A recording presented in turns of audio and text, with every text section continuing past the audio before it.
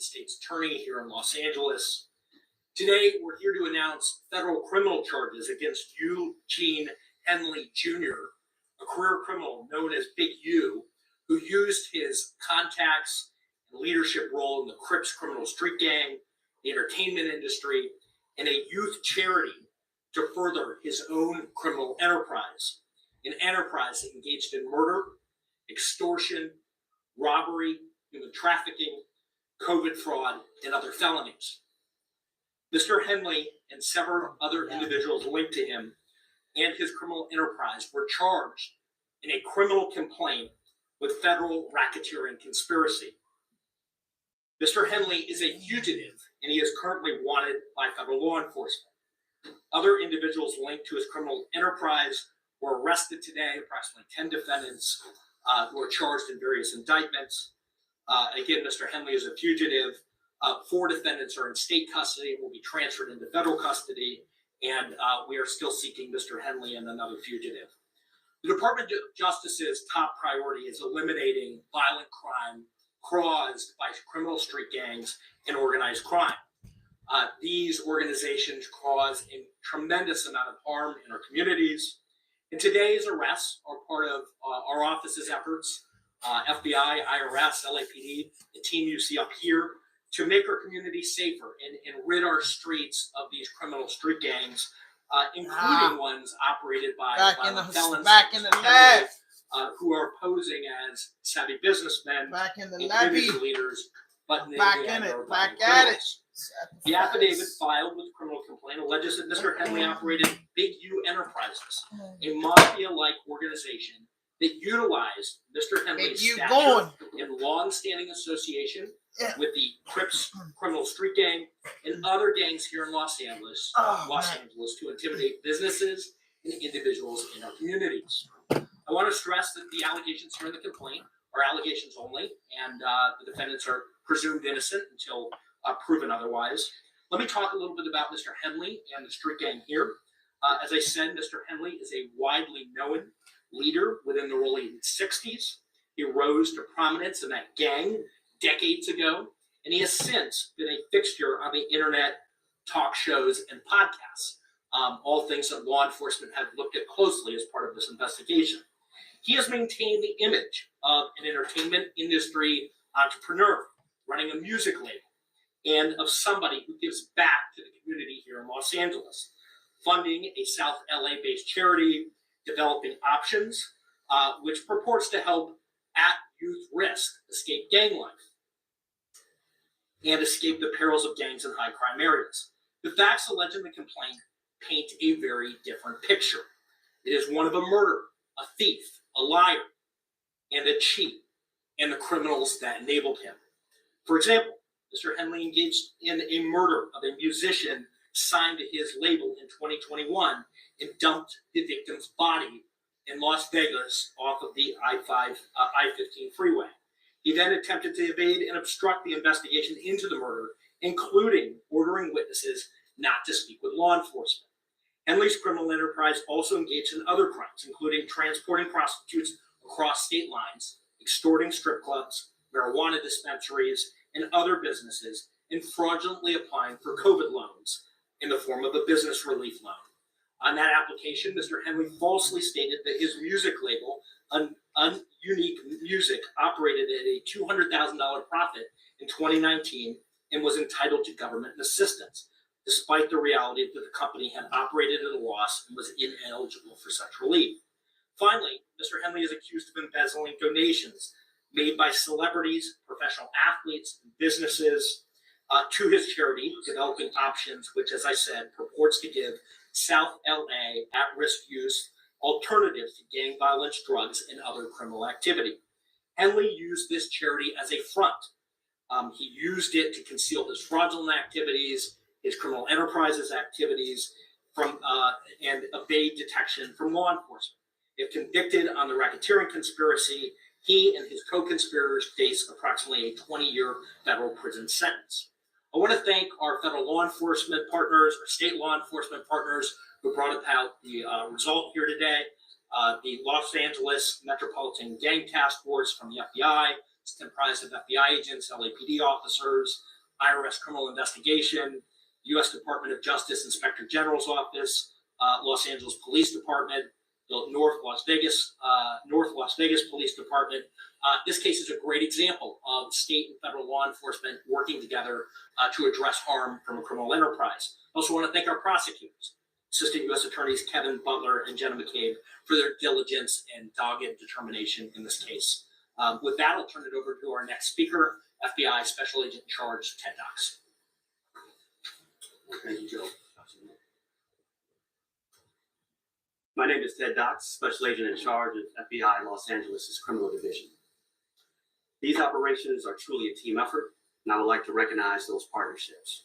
If not for their commitment, dedication, and follow-through, we would not be here today.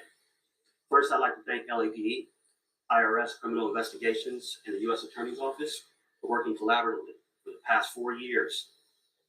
In this case, with FBI Los Angeles Metropolitan Task Force on violent gangs. I'd also like to thank the U.S. Marshal Service for their assistance today, and many departments in California, Arizona, Nevada, and the North Las Vegas Police Department. Now, this morning, hundreds of agents and officers, including multiple SWAT teams, executed multiple arrest warrants for many of the 19 defendants charged in this case. Search warrants were executed at 6 locations. Those searches continue to be underway. 4 of the 19 defendants were already in custody, and 10 defendants were taken into custody in the last 24 hours. And while we're still seeking the whereabouts of 5 individuals, 3 of whom we believe we will have in custody shortly, 2 defendants are considered fugitives. They are Eugene Henley Jr., also known as Big U, and Brian Mejia. We will provide their photographs to the media following this announcement. Anyone with information as to their whereabouts should not take action on their own, but contact the FBI.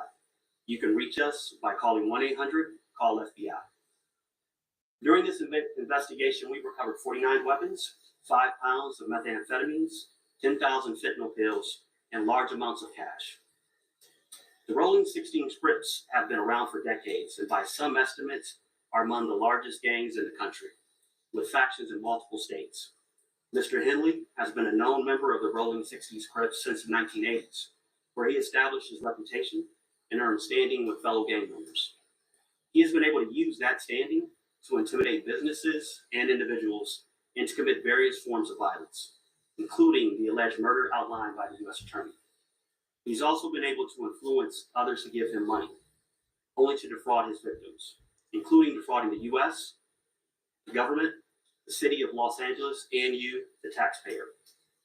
Before I close, I'd like to ask that anyone who has information about the alleged criminal activity or feel that they have been victimized by any of the defendants, call the FBI at 1-800-CALL-FBI.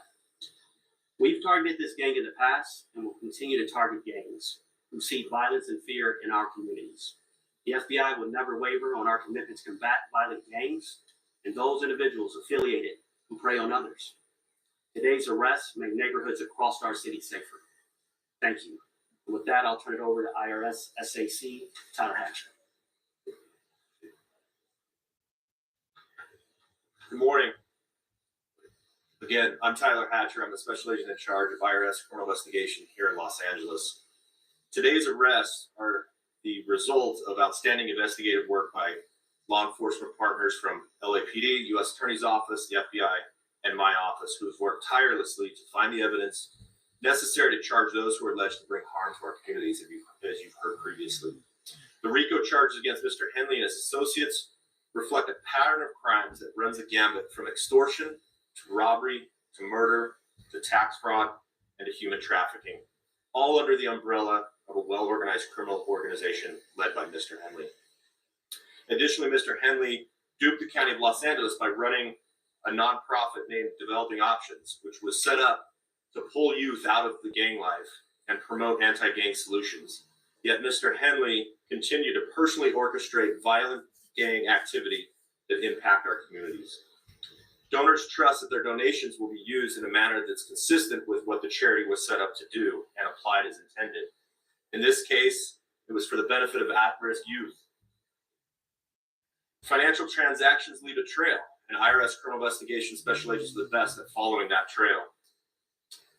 The trails led to Mr. Henley's, allegedly lead to Mr. Henley's personal bank account, and the money trail doesn't lie. Organized crime victimizes our Los Angeles communities far too frequently, but the arrests made today demonstrate our commitment to making Los Angeles safer for everyone impacted by these criminal enterprises. IRSCI is proud to partner with our federal and state and local law enforcement partners to make our communities safer and to protect from these violent acts. And on that, I'll turn it over to Chief. Thank you, and thank you all for being here today. I'll keep my comments brief. From day one, the Los Angeles Police Department's been proud to stand shoulder to shoulder with the FBI and our partners here today in this critical investigation. The invaluable expertise provided by Operation South Bureau FBI Task Force on the ROLLIN 60's criminal street game. Oh, yes, yes, yes, yes, yes, yes, yes, yes. We back in the building with another podcast vlog, and this is Raw Dope Podcast Vlog, aka RDP. And I'm tapping in with y'all. I know y'all miss me early in the morning. The morning show is back in full throttle. The month of Ramadan came upon us. You know, a lot of things was going on. You know what I'm saying? I had to get away from a few things. But if you just tapped in, please hit that notification button, hit that subscribe button, drop a like, leave a comment. And y'all know my cardinal rules is anything. No fuck shit, no fake shit, no foolishness. Anything you say can and will be used against you on the internet. Listen, Big U, Brick Baby. Whew. It's ugly. Big U, Brick Baby, it's ugly. Jess Breakfast Club, ugly. Charleston White, Maino, and Hassan, Campbell, man. We got one for y'all. We got one for y'all. I'm just tapping in here, man, trying to get back in the algorithm. Push me in the algorithm. Share, like this video. You want to donate to the channel? Donate to the channel. Let's go. And I'm going to talk about that girl getting shot on Greenmount Avenue. I'm going to get into all that, man. You know what I'm saying? Don't take away from the punch. You know what I'm saying? But listen, anybody that's tapping in, hit that notification button, hit that subscribe button, drop a like, leave a comment, share this video. I've been out the loop for about a week, so you know I gotta push myself back in the algorithm. But I'm here for a couple hours. We're gonna get some content on. We're gonna take a couple shots, roll up. We're gonna talk about this. But this indictment with Big U and the Rolling 60 Crips with Big Brick Baby and a couple other people that you know, man, I seen this coming. But you know what I'm saying? Why is this coming just now? What are they involved in? What they gonna have going on? I don't know.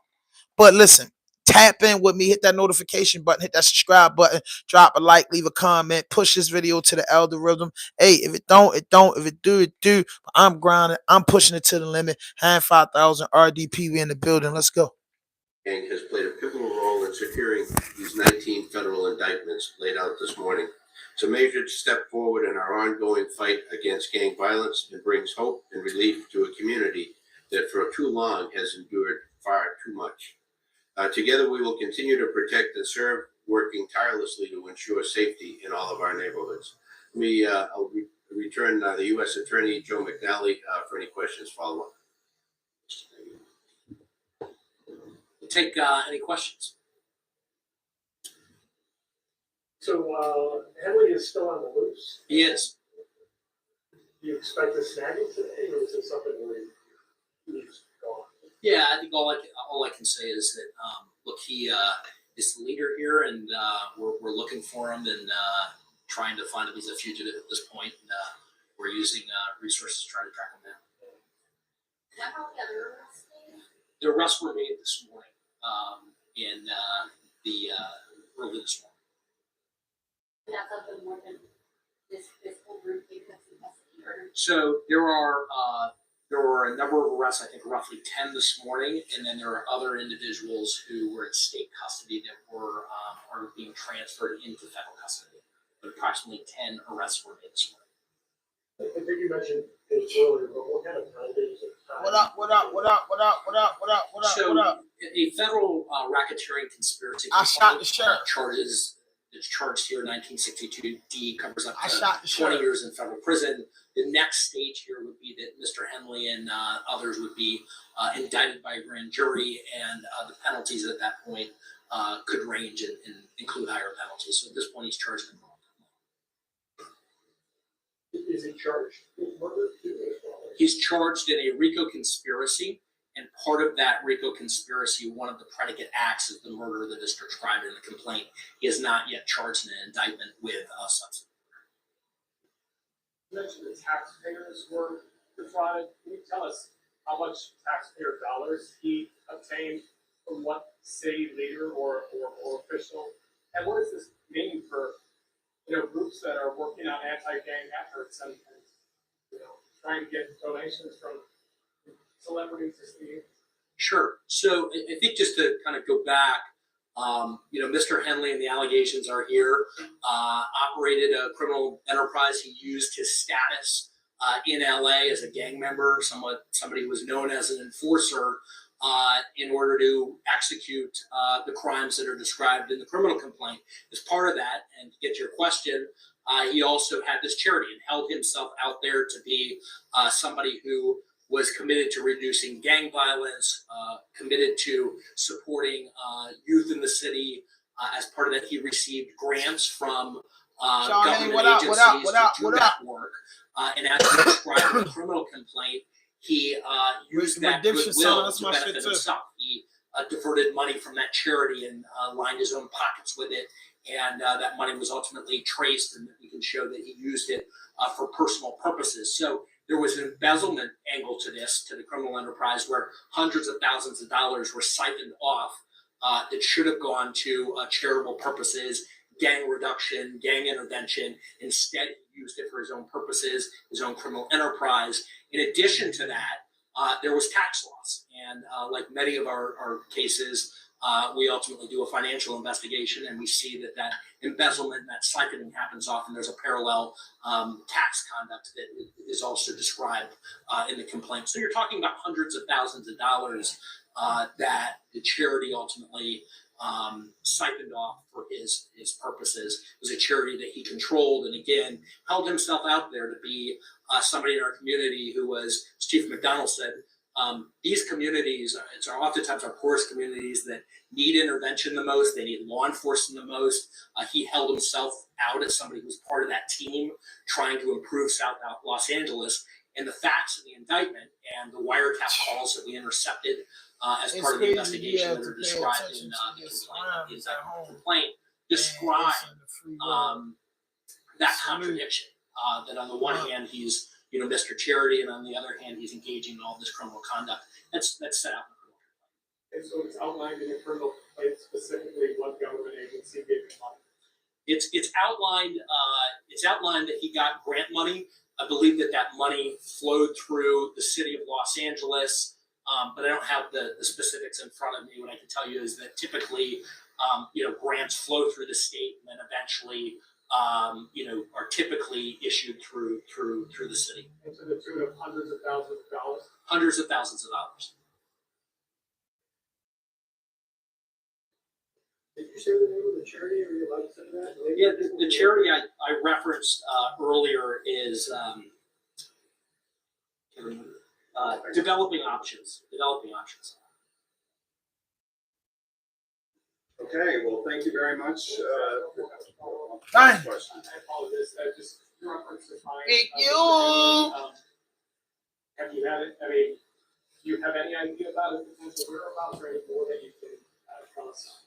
No, other than he's a fugitive and he's being sought by law enforcement, and we're obviously looking for him as we would any fugitive who's engaged in the type of conduct that's alleged here. In Southern California, we believe that he may be in Southern California, and for that reason, we're providing his picture and encourage anybody to contact the FBI who knows his whereabouts. All right, thank you very much. The press release is out. There's a copy of the complaint and affidavit that's attached to the email that was sent out. If you need it, you know where to reach me. did you have copies? We do. If you want to take photos, you can go and take photos if you want. There's no digital copies. I will take photos on my phone. I got that. Damn, Big U. So, Big U. Big U. I gotta get in this, man. Big U. Big U. They got Mod. They got Ron Antonio, Brown Face, JJ. Man, they got a chick in there, 2 chicks in there. God almighty. Dang. They got loose cannon. Dang. They got a lot of them boys up there. Boys like what? 12, 18 of them niggas. So that is 12, yeah, and 19 of them. 19, man. I mean, come on, Big U. I was just talking to somebody building, and I said, you know, I can honestly see this coming, like for you, like just to be honest with you, I seen this coming. I mean, Brick Baby and Loose Cannon was just as about as loose as you can get, and God knows what I don't, out of all those 19 guys, some of them guys probably wasn't more flamboyant and out there like that, and so some of them guys look like they was really handling their business, but just got caught up in the wrath that you spend with Big U. Big U have a lot of influence. He's been the gang member for a long time, so my question, well, my thing was I was building with somebody and I said, I was cooking with somebody and I said, man, like, when do you, like, okay, when I caught my time in prison, I was young, right? I was young enough to make it home, and what I had a 14-year sentence. I was young enough to make it back home and start my life over. I met a lot of dudes in the joint that had 30 years, 35 years, 50 years who home now. You get what I'm saying? And they came home at a decent age. Some dudes been locked up since they were 17, made it home at 45, did 28 years on 50, shit like that. So dudes coming home all the time. So and you look at it like that, yo, you was enjoying all the time. You 45, you still got, what I'm saying, you still got a hell of a life. And you don't know if God gonna give you the 100 to live. So, but these guys that I know, the chances of them going back to jail is maybe 95% of anybody going back to jail, because you go to jail as a boy and you come out as a man. And you know that if I break the law again and get caught up again in my, mid 40s, let's say 40 and up, if I get a 25, 30-year sentence at 40, 45, 50, or maybe, use about 55, almost 60 years old, he's in a Keefy D situation.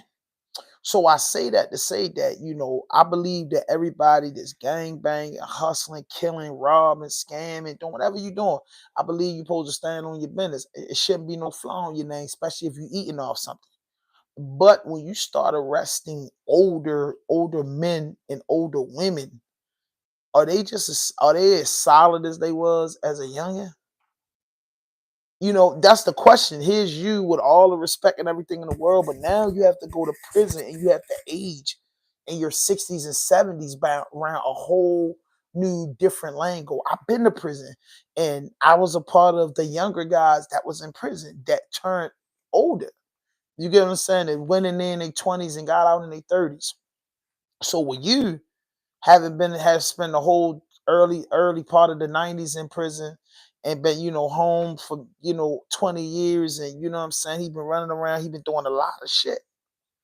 And does he go down as like a king, Big U, legendary legend, and he can just go down and he takes his jail time and go about his business?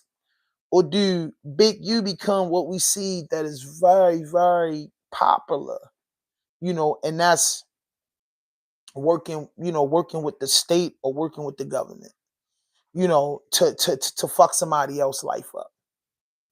You know what I mean? Yes, and I say that all the time. I said this to say that when I call it 35 and under. When you 35 and under, because I like to use that 35 number. I don't like to really say 30 and under. You know what I mean? 30 and under, you just the light. You know what I mean? You consider the kid. You know what I'm saying? In the grown person world, but 30 and under be the kids. But then you got that sprout between 30 and 35 that a lot of people, get themselves together. You get what I'm saying? Just that little time length right there. But anything over 30, nonsense is unacceptable. But once you start hitting over 35 and knowing that if your 40s and 50s is on the way, and you still holding up an image that you gained in your 20s and your teenage years, and you're benefiting off of this, whether it's right or wrong, and you're hands-on. You know what I'm saying? It's just like you go to the Wolfgang Puck restaurant. What's the chance of you gonna see Wolfgang?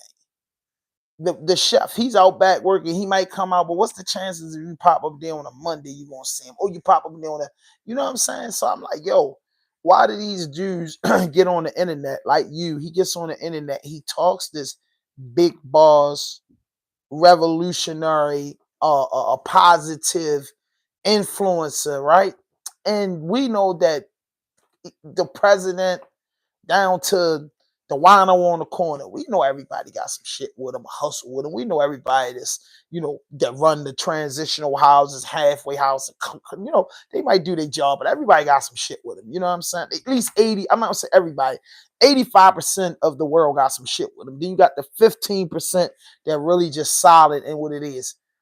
You say all this solid, respectful stuff, right? On these interviews and all this idiotic shit, but you're an older man with money, power, and respect. But you conduct yourself like a younger man under 30 with money, power, respect. Talking about gang politics, it does not need to be qualified on the TV. Your name is an extortion. Things are happening to kids that's old enough to be your grandkid. You're old enough to be these people grandkids. You know what I mean? Your name is in everything. And I was always taught that the leader, the boss, the head, we protected them. So if we all on the block and the man out on the block, the man that got all the work on the block, you wouldn't know that he was the man. You would have to know somebody. You have to be known. You have to know that that's who the one is. Why? Because at the end of the day, why would you expose the big dog? Like, why would you expose the head of our operation, the person that, making sure we eat, or the person that's making sure we supply with the things we need just to survive in the streets? Why would you expose that hand? So when I see these dudes that claim that they super OGs and big homies and under this law, I'm like, yo, if you're a big homie and you're an OG, why are you frontline and your name's frontline for idiotic shit? Why? This and if for y'all don't know, Big U's son just, plays for the the Los Angeles Chargers, and he's, big linebacker out there. His family is, money is generating, through his family. And I was like, yo, when do an older man, and again, remember the number I said, a 30 man older than a 40 plus year old man in a federal indictment dealing with gangs and RICO, extortion. Now, of course, if they say they got him on a PBB loan and they got him on some, getting some money shit, but extortion, you can't extort people and then say that you helping out the fucking community. You can't say that and I tell people that all the time. People, I look at all these nonprofit charities and all that shit, right? And I say, bro, like, when you go nonprofit and you go charity, or you go fully like Islam, or you go fully Christian and shit, like, bro, you can't double back and do the shit that you used to do. If you say, bro, this is the way that I'm living, I'm righteous, you know what I mean? I'm a E-man, I'm a pastor, I'm a deacon, I'm a choir person, whatever. When you go and say you're a part of this, we like, all right, bet, you know what I'm saying? You ain't really, I ain't gonna say that God makes nothing perfect. So I'm not gonna say that you're not gonna have a drink or play your lotteries or do some coke or smoke a blunt. I don't know. To each his own. But everybody ain't supposed to know you're doing it. That's just, that's just the way I grew up. And you was much older than me. But that's the way I grew up. So I'm like, man, how? Like, where do bars come into play? Like, where do dudes, I heard dudes saying this word boss and this and that. And that's what they are. Big U was a boss of the Crips. They saying it right. He wasn't the leader of the Crips, because the leader of the Crips ain't never getting no handcuffs on him. Because especially the leader, the older you get, the more rank you got. If I'm not mistaken, with the gang politics. So if I'm 50 years old, how is the homies even mentioning my name if they not coming to the youth center, paying their dues and they respect and keep it going? You know what I'm saying? They say the man DNA is on the murder of his artist in Las Vegas. That's enough to just spit in the bottle. And then he's the head of the indictment. So Big U has to get more time than everybody. He's the head of the indictment. The head. So it's like, you know, and then he's has 18 other co-defendants. How many of those co-defendants going to be solid? You do have cases out here that dudes be 100% solid. I'm not telling you the Crips wouldn't be solid in this situation. I'm not telling you nobody wouldn't be solid. But, you know, when they start throwing around these football numbers, is everybody going to be solid? You know what I mean? And that's all the things that Big U, I'm going to see how low this is. This is all the things that a man this age has to worry about. How old is Big U? I know he's like 50 something. Eugene Big U had 58. He's 58. 58. 58 years old. And it's on every news station in America for being a gang leader.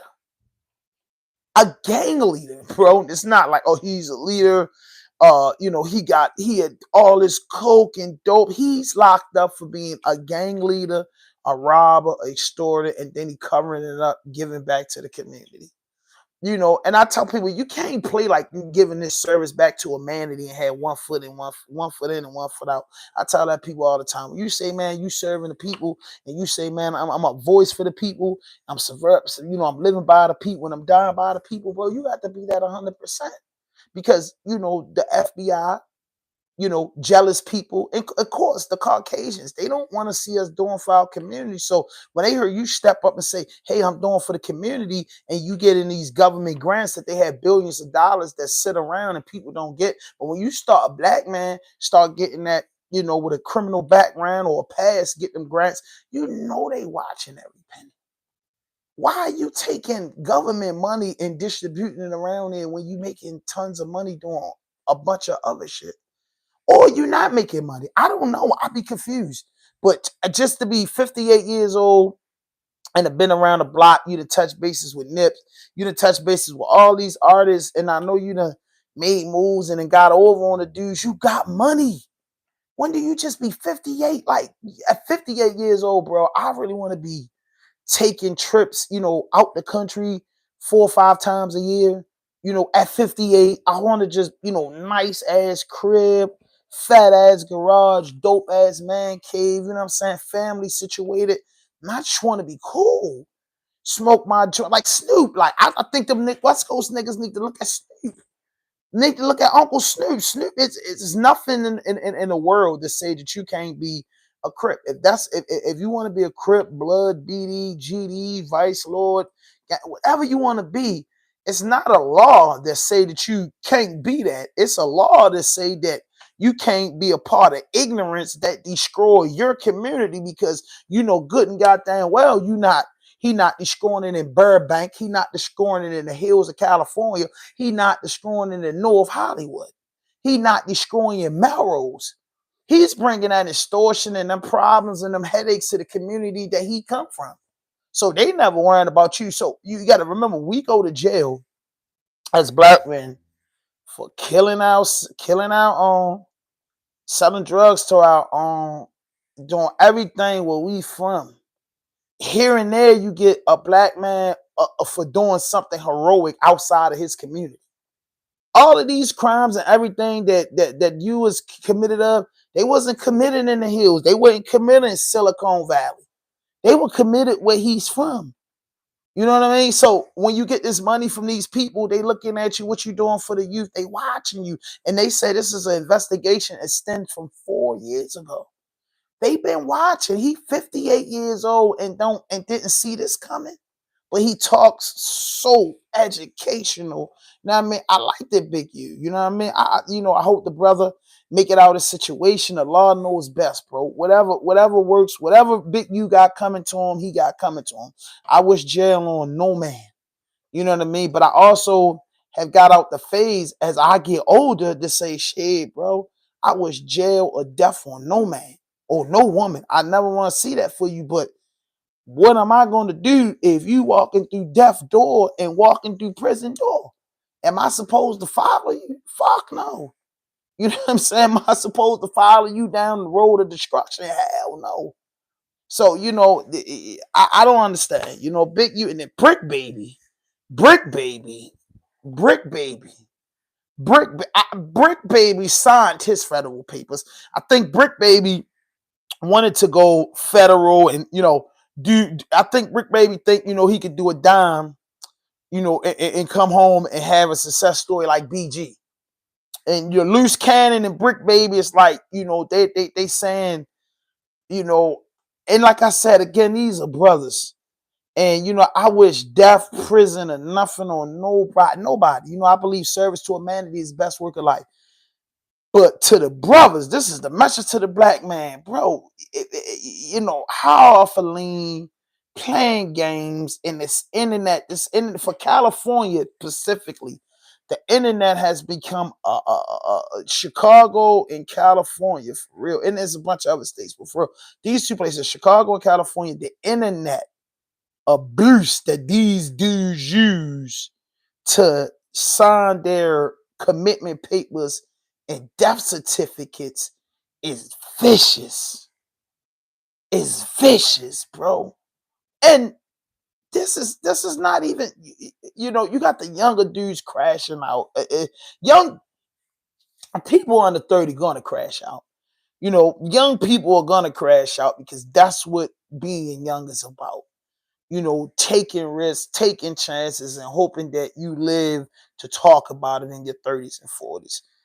You know, we're not encouraging that, but it happens. We can't just always act like we goofballs and be like, oh, because the youth doing this and that. Hey, fuck it, man. We were 21, we were 22 before we got roasted, we got toasted, we then had to go see the doctor. All that happened here, but I'm speaking 58 years old. Like, when do you change? Like, when do you change? When do you realize that 58 years old, his size, his weight, and health, you know, it plays a major part going in these institutions because they're not going to provide the right things. These are all the things that I thought that you think about. You're supposed to think about them, period. But at least at 50, I'm 50 now, you know what I'm saying? I don't know how long the good Lord got for me, but let me straighten things out for my future in case my back or my legs or something happened to me. Man, if something happened to you while you in prison, they're not going to give you the best care. They're going to give you enough care to keep you moving on the square so they can get that money until God shut your eyes. You understand what I'm saying? I just, you know, it's devastating just to know a 58-year-old black man is caught up in an indictment in a RICO. And this is not a $1 million, you know, they were getting a bunch of money and it took them 20 years to get them, man. This is just, you know, years and years of idiotic shit, bro. You know, shout out to the gang culture, everybody that bang. You know, you got corporate, you know, you got corporate members. You got members that's really, you know, love what it's supposed to be and ain't representing nothing but the good side of it. You get what I'm saying? To those that know, if you know, you know. You understand what I'm saying? So no knocking the gangs at all, but the gang members know that they are built off a lot of stupid motherfuckers, bro. And sometimes the leadership just as dumb as the new recruit. You know what I'm saying? Sometimes dudes get up and a lot of dudes move up in the gang world for strength. A lot of them don't move up because of brains. You know what I mean? A lot of dudes get in these organizations and they're based off strength, not intelligence. You know what I'm saying? It's based off strength, not intelligence. Yeah, like what he thought he was John Gotti, and even John Gotti RICO made the mafia RICOs make way more sense than any African American man of our time. Like our RICOs and our charges, we get humiliated and crucified and lose everything. These dudes really running, you know, the mafia are still running underground. May not be as big as they was in the 60s, 70s, 80s, and 90s, but man, I'm quite sure they still got that bowling thing going. You know what I'm saying? Because it's structure. You feel what I'm saying? It's structure, and they see that they don't, you know, a lot of us, we hustle for now, and you know, we don't think about later. We don't think that a hustler don't think that he gonna make it to C50. Then them Italian motherfuckers is planning on, you know, being 50, being in the commission and seeing the top. Like when a black nigga, a black Italian kid, a black kid jump off the porch at 15 and start hustling versus an Italian kid that jump off and want to be in the mafia. The black kid, Italian kid gonna make his licks, bust his move, and come up, become a made man and start earning. Black nigga gonna get out there, hit the block and turn $1 into millions, right? The thing is, black dude gotta endure hatred. Gotta worry about dudes running in their mouth. Once you a made man in the mafia, you know what I'm saying? That anything touching you is a well orchestrated hit. A broke nigga that never had $5,000. You know what I mean? Niggas never had $5,000. The whack millionaires, the whack dudes that was powerful, that had money, taking care of their community. You know what I'm saying? The mafia don't work like that. Just not anybody's gonna knock off a big guy unless that's orchestrated. You know what I'm saying? So 58 years old with the Rico is just not the advice I want. You know what I'm saying? Again, shout out to everybody that do whatever they do. But if your leader 58 years old and still getting booked, whew, that's a bad motherfucker, bro. He must have a heart and the strength of an alien, because even if nothing happens, I thought if anything happens to Big U in prison, but Big U in prison at 58, I just worry, like, bro, how long you think your health is going to be good? You know, sleeping on steel, smelling the same thing every day. Just the past 24 I don't hours, know. and the charges range from racketeering to murder. Here's 7 video from earlier this morning showing some of the alleged gang members being processed in tents at the FBI's Los Angeles office. Search warrants executed at 6 different locations today. Hundreds of agents and officers arresting 10 people. In all, 19 have been indicted. 4 were already in custody, so at least 5 more arrests are expected. But Eugene Henley Jr., investigators say he's been painting himself as an entertainment executive who's been giving back to the community with various charities. But they say in reality, They say in reality, he's a violent criminal. That's what I'm saying. That's all they're going to keep saying. Hit the charities. You know what I mean? Right now, I'm walking through Baltimore's newest and swankiest waterfront neighborhood. But I'm not going to lie to you. They are saying, I want to get to other topics, but they are saying they feeling like Whack 100 put this together. For real.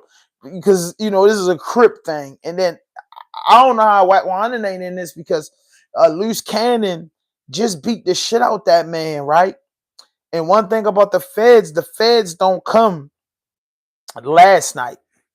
And what I mean by that, the feds don't come last night. You know what I mean? They come with investigation.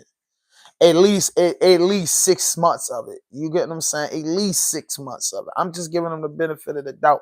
This was 4 years. So the shit that Whack been doing and been talking about and whacking them, squashing with you and doing all this shit, you in the mix. You know, you fucking with Brick Baby Whack. You fucking with Loose Cannon Whack. And then you stood right there while Loose Cannon committed a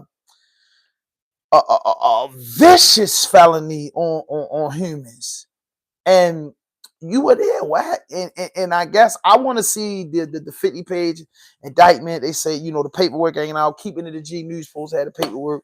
You know, he's a paperwork god, but you know what I'm saying? This is like too close. I heard AD, shout out to AD, back on Fig, you know, community, all that, bro. Like, I fucks with them niggas. Some of those dudes, AD and T-Well and them, they just be putting out good content trying to chase the bag.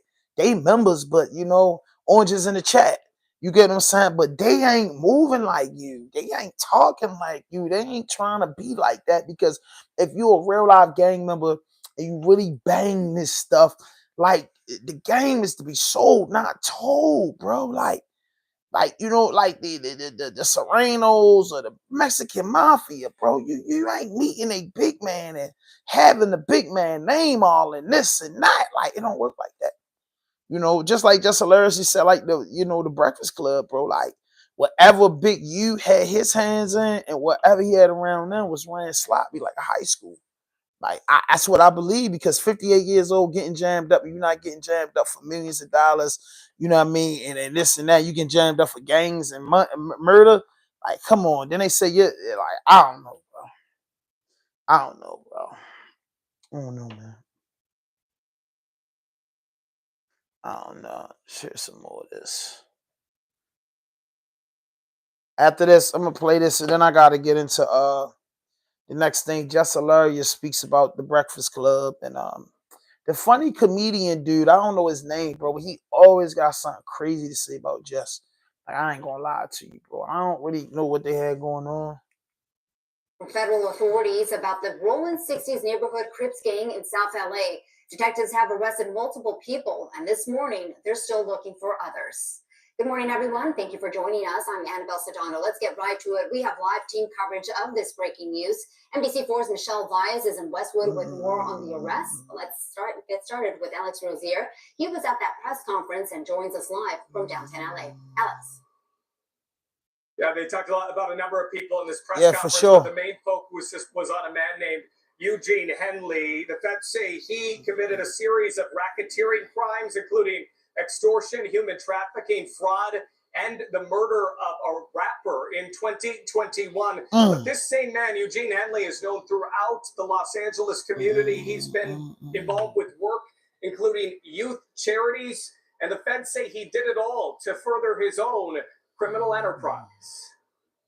He has maintained the image of an entertainment industry entrepreneur running a music label, and of somebody who gives back to the community here in Los Angeles, funding a South LA-based charity, developing options, which purports to help at-youth risk escape gang life and escape the perils of gangs in high-crime areas.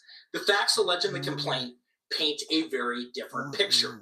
It is one of a murderer, a thief, a liar. Eugene Henley, now considered a wanted fugitive. In the past, he's produced TV series. He has nearly 300,000 followers on Instagram, and he ran this charity. The feds say the charity received donations from celebrities, even government agencies, for what was described as charitable work. But the feds say he was still very involved in a much larger crime ring. And it wasn't just Henley that they're looking for. They've already made several arrests in connection with his alleged crimes. 4 people named in the criminal complaint are already in custody. The details of the alleged crimes were just released in dozens of pages of court documents that we are about to go through here. But the big headline right now is that Eugene Henley, a longtime self-proclaimed community activist, is now a fugitive. The FBI, among other agencies, looking for him and several other people involved in a much wider-ranging crime ring. We'll have details much later today on the NBC4 News, beginning at 3 o'clock. Man, that shit, damn you. Yeah, damn you. Damn. Let's see what this going to say. Damn, Big U. That Brick Baby, you know what I mean? I'll get probably in the morning. I'll get to Brick Baby. I'll get to arresting him. But Big U, 58 years old, he the head of the indictment. Like, everybody else is just, they sent up to them. It's like, whew, like, bro, like, just going through that. Like, you know what I'm saying? Was the extortion worth it? You know what I'm saying? Like, I just say, like, bro, some dudes, yo, like I say, I respect men and real women, bro. Some people can live in their truth, bro. Some people could go to prison for the rest of their life. Some people can do dumb shit for the rest of their life and they don't have no problem with it. They the people that I got respect for. I'm not saying that you're right. I respect you because you live in your truth, bro. You live in your truth, bro. If you gang bang and you trying to cover it up, you think that's smart to cover up, giving back to the community while you doing ignorance, bro? You could have been dropping that money in the bags and people that's really doing that shit, bro. Now, like, any kids, or that's why I say, like, getting into this community development or service and humanity could go left, because you might have had really the resources that you was providing for the community. You might have people that really needed those resources going to be fucked up without the resources. So why should you be the king or the captain of the boat, the commander in chief, and why should you have 1 foot in, 1 foot out, 1 foot in and 1 foot out when you service humanity? Humanity count more than the game. You know what I mean? How I see it. Humanity count more than the game.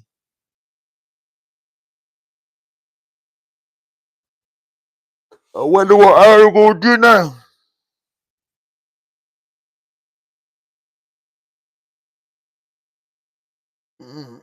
Oh, this some politics. Bamboo HR is easy for everyone. Hit that like button, man. Hit that like button. I'm in here, man. I'm in here. So my man G get on. News today, the FBI looking for Eugene Henley Jr. That nigga on accused of being the NBC longtime leader of News. The South LA Rolling 60's Crips. Good afternoon, everyone. I'm Colleen Williams. And I'm Michael Brownlee. In recent years, Henry has become known for his community work, but the feds say that work was just a front for a massive crime ring. NBC4's Alex was there live for us in downtown Los Angeles with those details. Alex. Michael and Colleen, the feds today arrested a number of people who they say are Rolling 60's gang members in connection with this crime, but they talked a whole lot about that man who they are still looking for right now, the longtime leader of the gang. The FBI said Eugene Henley Jr. Federal prosecutors say Eugene Henley Jr., seen here in a video on Instagram, is a longtime leader of the Rolling 60's Crips gang. But in recent years, he's worked in entertainment and run a youth charity that the acting U.S. attorney now says was a front for his criminal enterprise. He has maintained the image of an entertainment industry entrepreneur, running a music. Yeah, boy, they say it's going.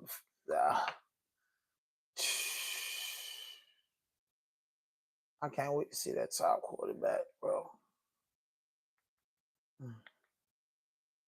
All right, let's go. I know he had up there.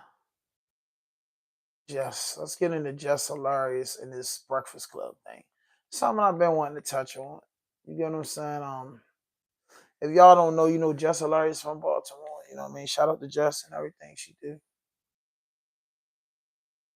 Morning, everybody. It's DJ NV, Jess Hilarious, Charlamagne the Guy. We are the Breakfast. Morning, everybody. It's DJ NV, Jess Hilarious, Charlamagne. Ever with this online, come on, I've been quiet a lot. If Jess Hilarious is quiet, it's some other reason. I always got my mouth open, all the time. It's ran like a high school. It is. Fair East Side High. I agree with that. Fair East Side. Fair point. But for Mr. Clark, though, every day they always say, well, you ain't at work, you ain't at work. Yeah, I started picking up more shows. Hell no. That's how I'm getting. Hell no. Hell no. I have more fun outside the studio than I have in there now. Is you crazy? No, act like that. No, act like that's not for real. Act like nobody knew that. Stop acting like y'all like.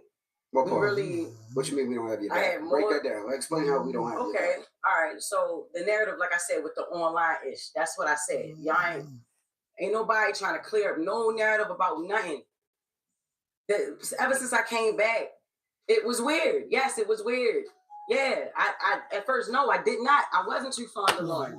No, I wasn't too fond of her when I came back because we had a whole plan. Even how when I came back, how I picked her to fill in for me, right? I come back, she ain't never leave. Then, all right, cool that she don't leave, but she's on only during my segment.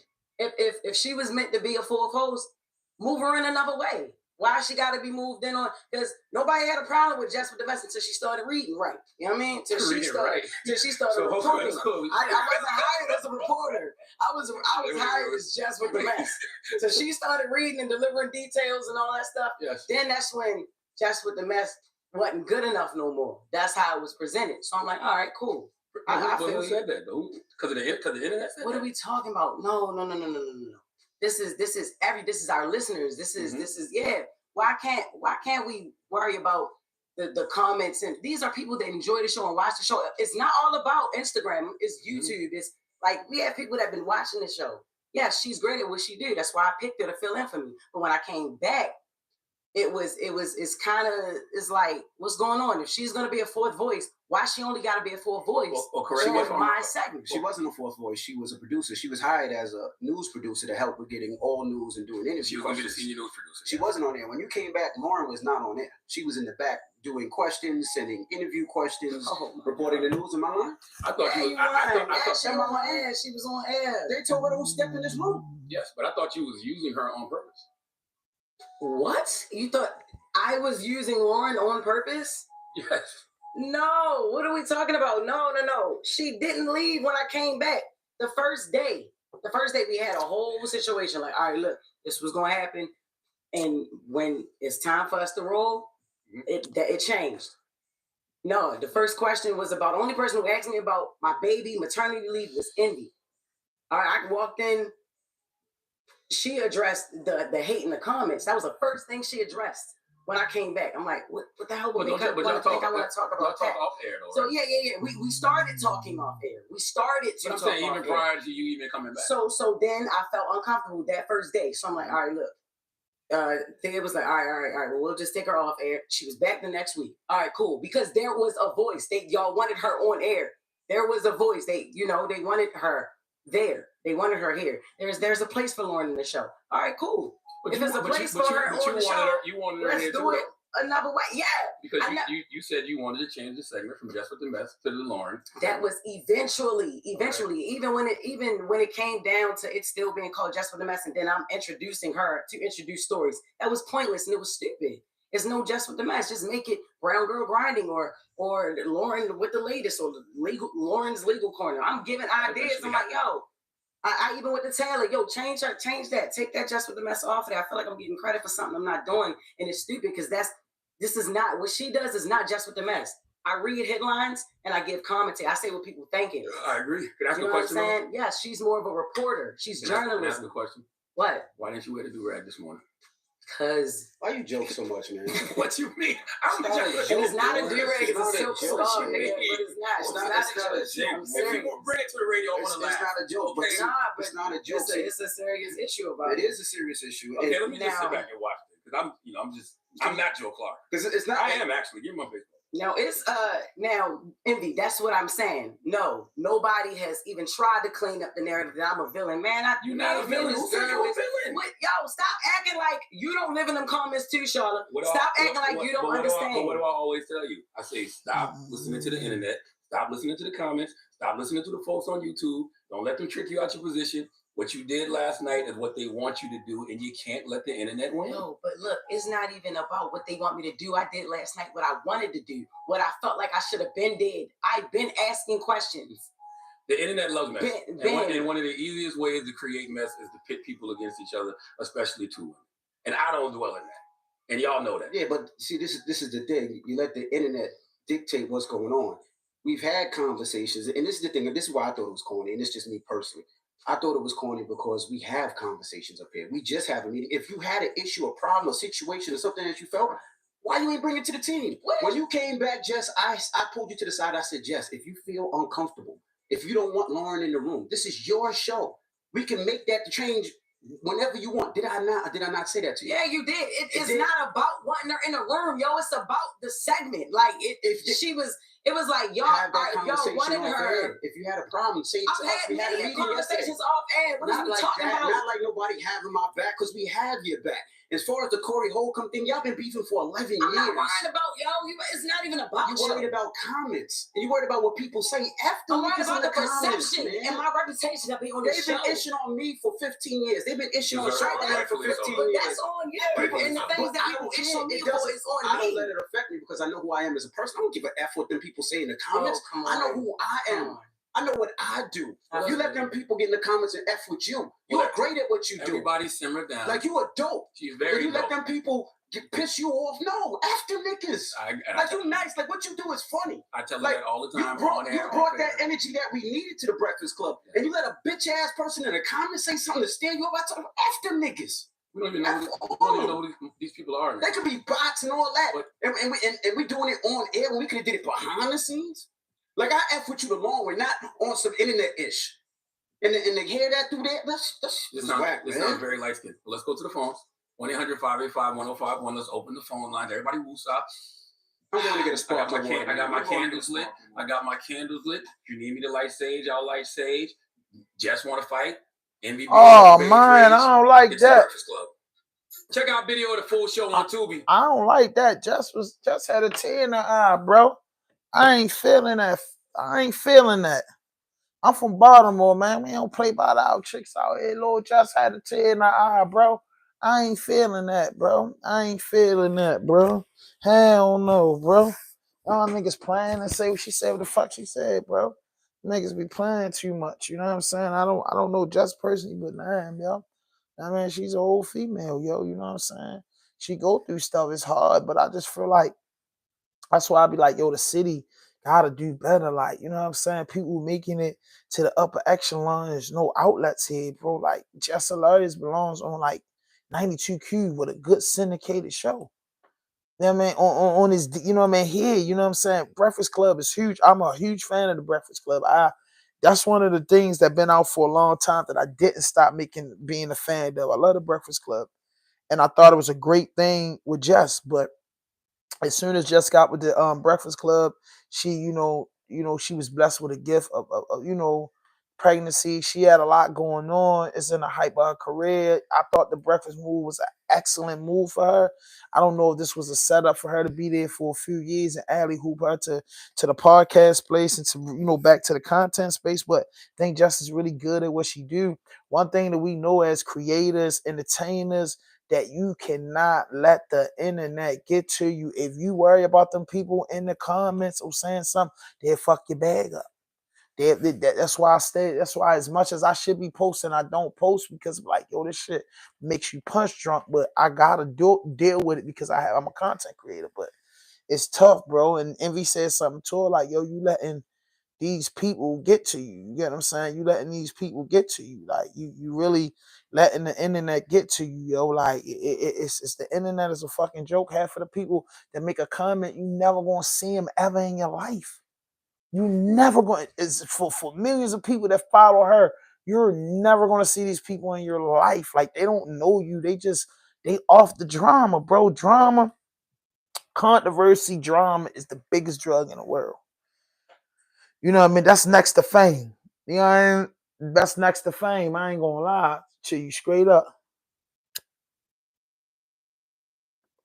And I agree with Charlotte, man, putting two sisters against each other. I don't like that. They should have did something better with the show. They should have did something better with the show. The man I am, if I really rubbed it in. I ain't gonna lie. So, Maino and Hassan Campbell, man, what they got going on? But Jess, man, shout out to Jess Hilarious. She definitely from Baltimore, West Baltimore to be exact. And I wish her nothing but success, and I wish her the best. You know what I mean? If any message to Jess, hey, brush dust yourself off and try again. You know what I mean? You from Baltimore. The fucking cards been you've been in worse situations with your cards versus now. You know what I mean? People talking shit, baby. You got. You know what I'm saying? I think, just from being a fan of Jess and, being from the same city, I think she had more issues going on than this little thing with the Breakfast Club. You know what I mean? That's how I feel. I just feel like when you on the Breakfast Club in the morning, just do your shit and be yourself because your character is what got you in these rooms and got you in the places that you in. So just keep being yourself. If somebody sound like they good, that's only. You know what I mean? That's only because, you know what I mean? Yeah, she sounded good at what she do. It just ain't go to college for journalism. Some of these people went to college for journalism, went to college for this shit, just made it off her phone. Shout out to Jess Hilarious. Black women, pick your head up. You made it off your phone, shorty. You made it off your phone. People went to school and got, still paying their student loans off for getting an education to learn how to be in this business. Some of us is natural with this business. And I just believe that's the situation. And she spoke out against it. I saw it. If you paying attention, you saw it that it looked like they was trying to wing Jess Hilarious off the show and put it more around Shorty. I saw that. You get what I'm saying? But I didn't think nothing of it because I'm like, she's definitely talented and good at what she do, but she's not funny She doesn't bring that Jess with the mess like Jess bring. Like Jess created that. So anybody trying to do it, it don't make sense. And then for Jess to be like, hey, I will let her do it, call it something different. Nah, hell no, that's been you. You get what I'm saying? And you know, and that probably got a lot to do with Justice having a baby and going through stuff, and she's probably just in emotions. And I'm here to tell you firsthand, that internet'll get you going. That internet'll stress you out, bro. Especially when you got millions of subscribers and you gotta constantly feed the internet. You get what I'm saying? Once you get big and make it, you have to feed the internet. And she came up off the internet. Her whole bag is on the internet.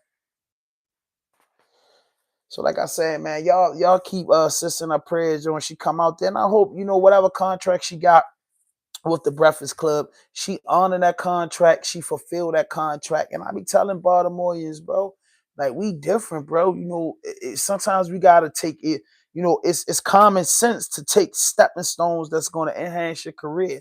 You know what I'm saying? But sometimes it's cool to say no to certain opportunities, especially if they don't fit you. You get what I'm saying? Especially if they don't fit you. You get what I'm saying? And I thought the Breakfast Club was a wonderful fit for Just Hilarious, but she's saying it's not being run right. She don't really like it. She understand why Angela Lee left, and she agreed with that. She understand that before she got years in, before she got her first year in, 365 days in, day for day with the work, she see the bullshit before it happened. So I'm quite sure after this all blows over, her Breakfast Club situation, I'm quite sure a big bag could get offered for just to do her own thing. You get what I'm saying? She worth it.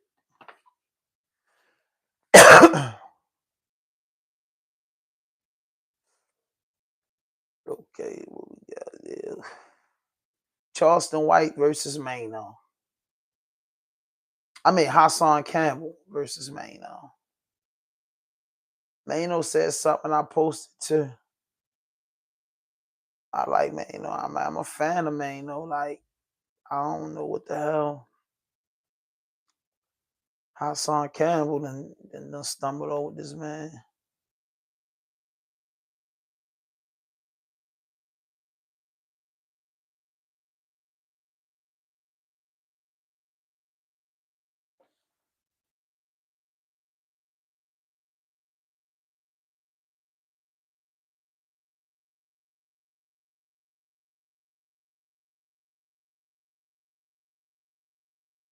This bag go crazy. Let's see what they got going on.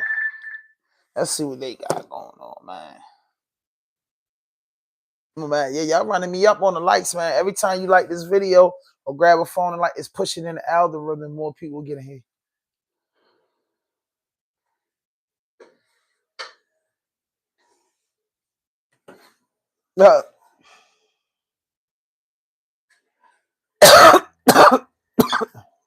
Shall we begin? Shall we begin? Y'all already know the rules. When you come in my house, take off your shoes and super violate that like button. Let's get straight to the point.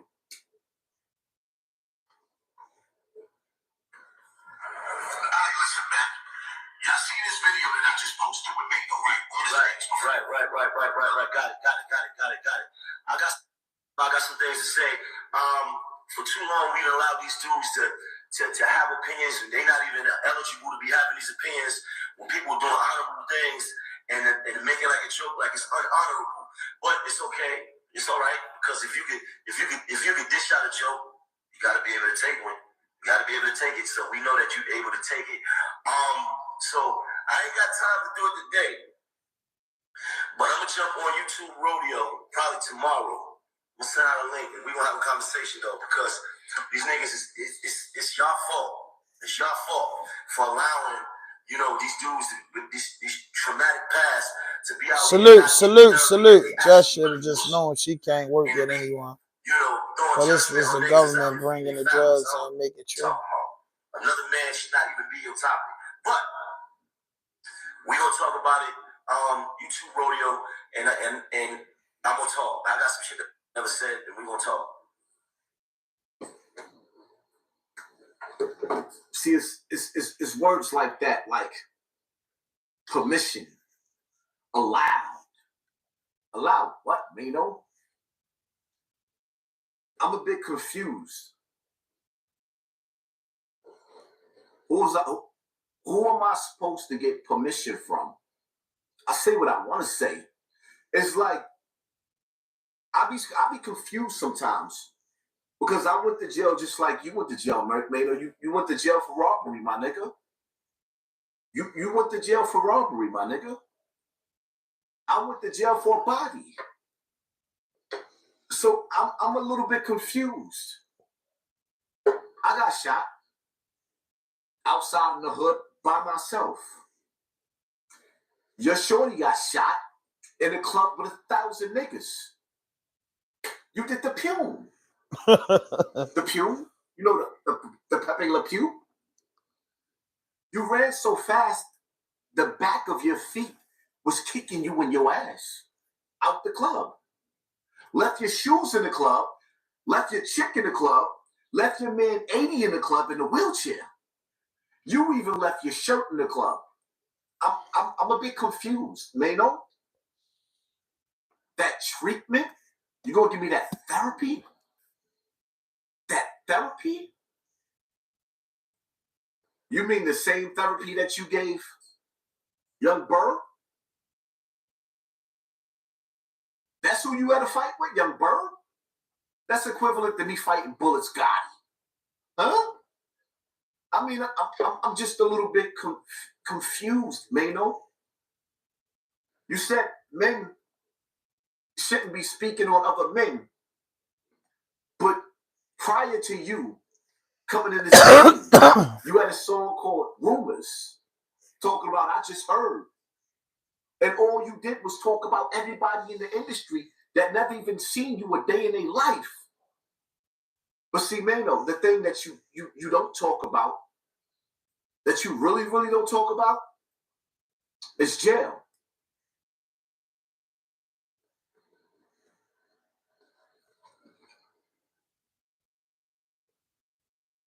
Why you don't talk about jail, Maino?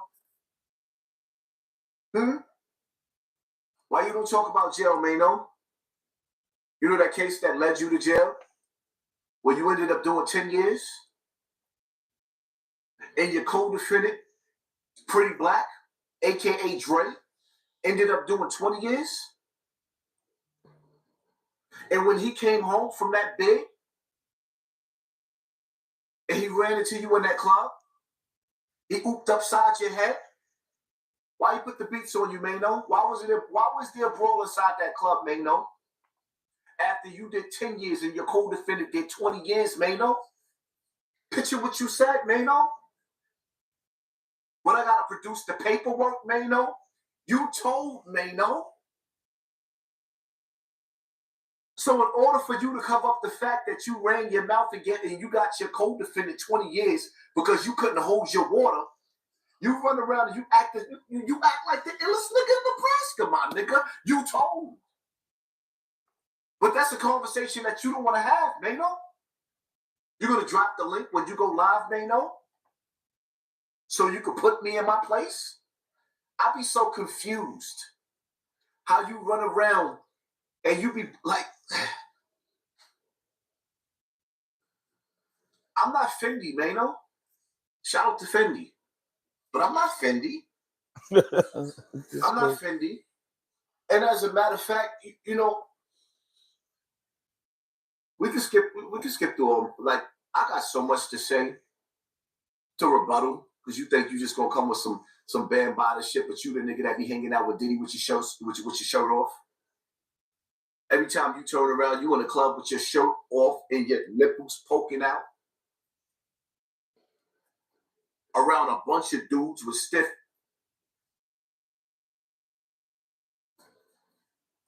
We can save the back and forth, Maino. Because you've been manipulating a lot of people and making niggas think that you tough, Maino, and I'm just not the one that's falling for that. So at any given time, Maino, instead of making all these back and forth videos, because obviously you got a lot of disrespect spewing out of your mouth, we can meet up in the ring, Maino. Hocus 4/5, you could set it up with those dudes, those promoters. I forget the name of the promoters that promoted your fight, and we can get straight to the ring, Maino. Because I think what you fail to realize is the same way you chasing a bag, I'm chasing a bag too.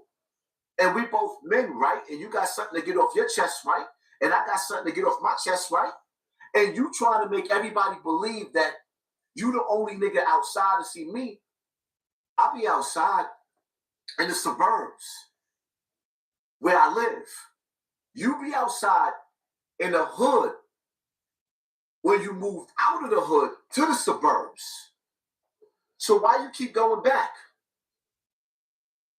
I know why you keep going back.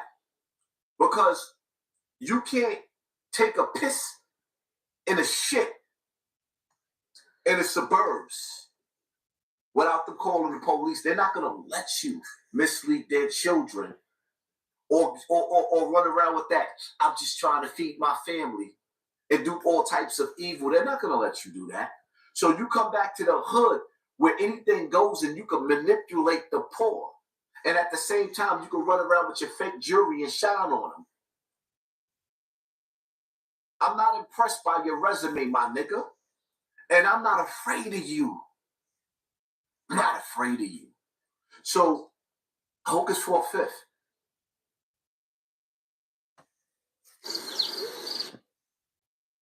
Damn.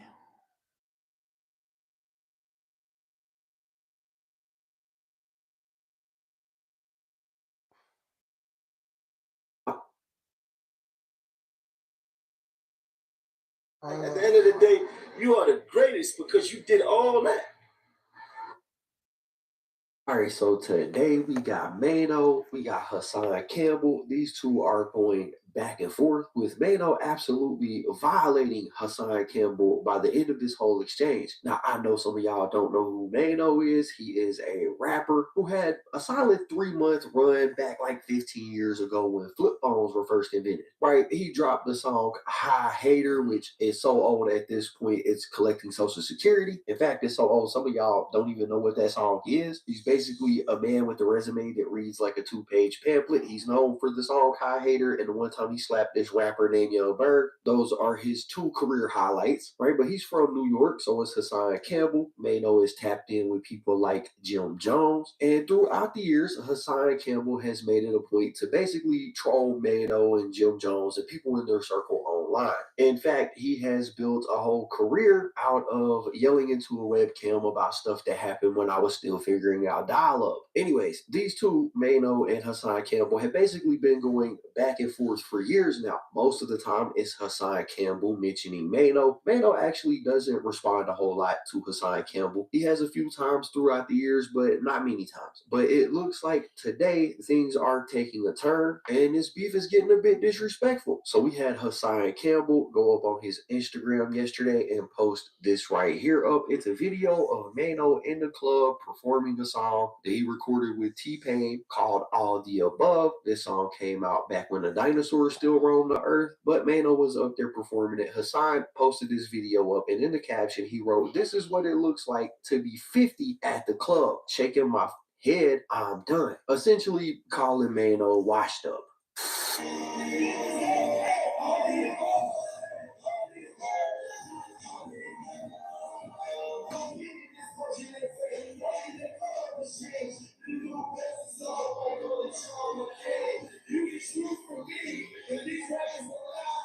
Alright, so I ain't gonna lie, after watching the video, Maino does look a little bit ridiculous up there on stage. He got a whole bunch of people behind him, they're dead. He got a whole bunch of people in the crowd, they dead. He basically was up there performing to a bunch of zombies. He was avoiding the lyrics, they was avoiding eye contact. This essentially was just a room full of crickets unionizing. But Hassan posted it up on his Instagram and Maino wasn't feeling it, and he decided that he would actually respond to it. So he hopped in the comment section and he said, "Damn, my boy, is the actual demons getting the best of you again, good brother? Nothing another man is doing should ever bother you. I get it though, it's Friday and you ain't got nothing else to do but look at men on the internet. Content, right?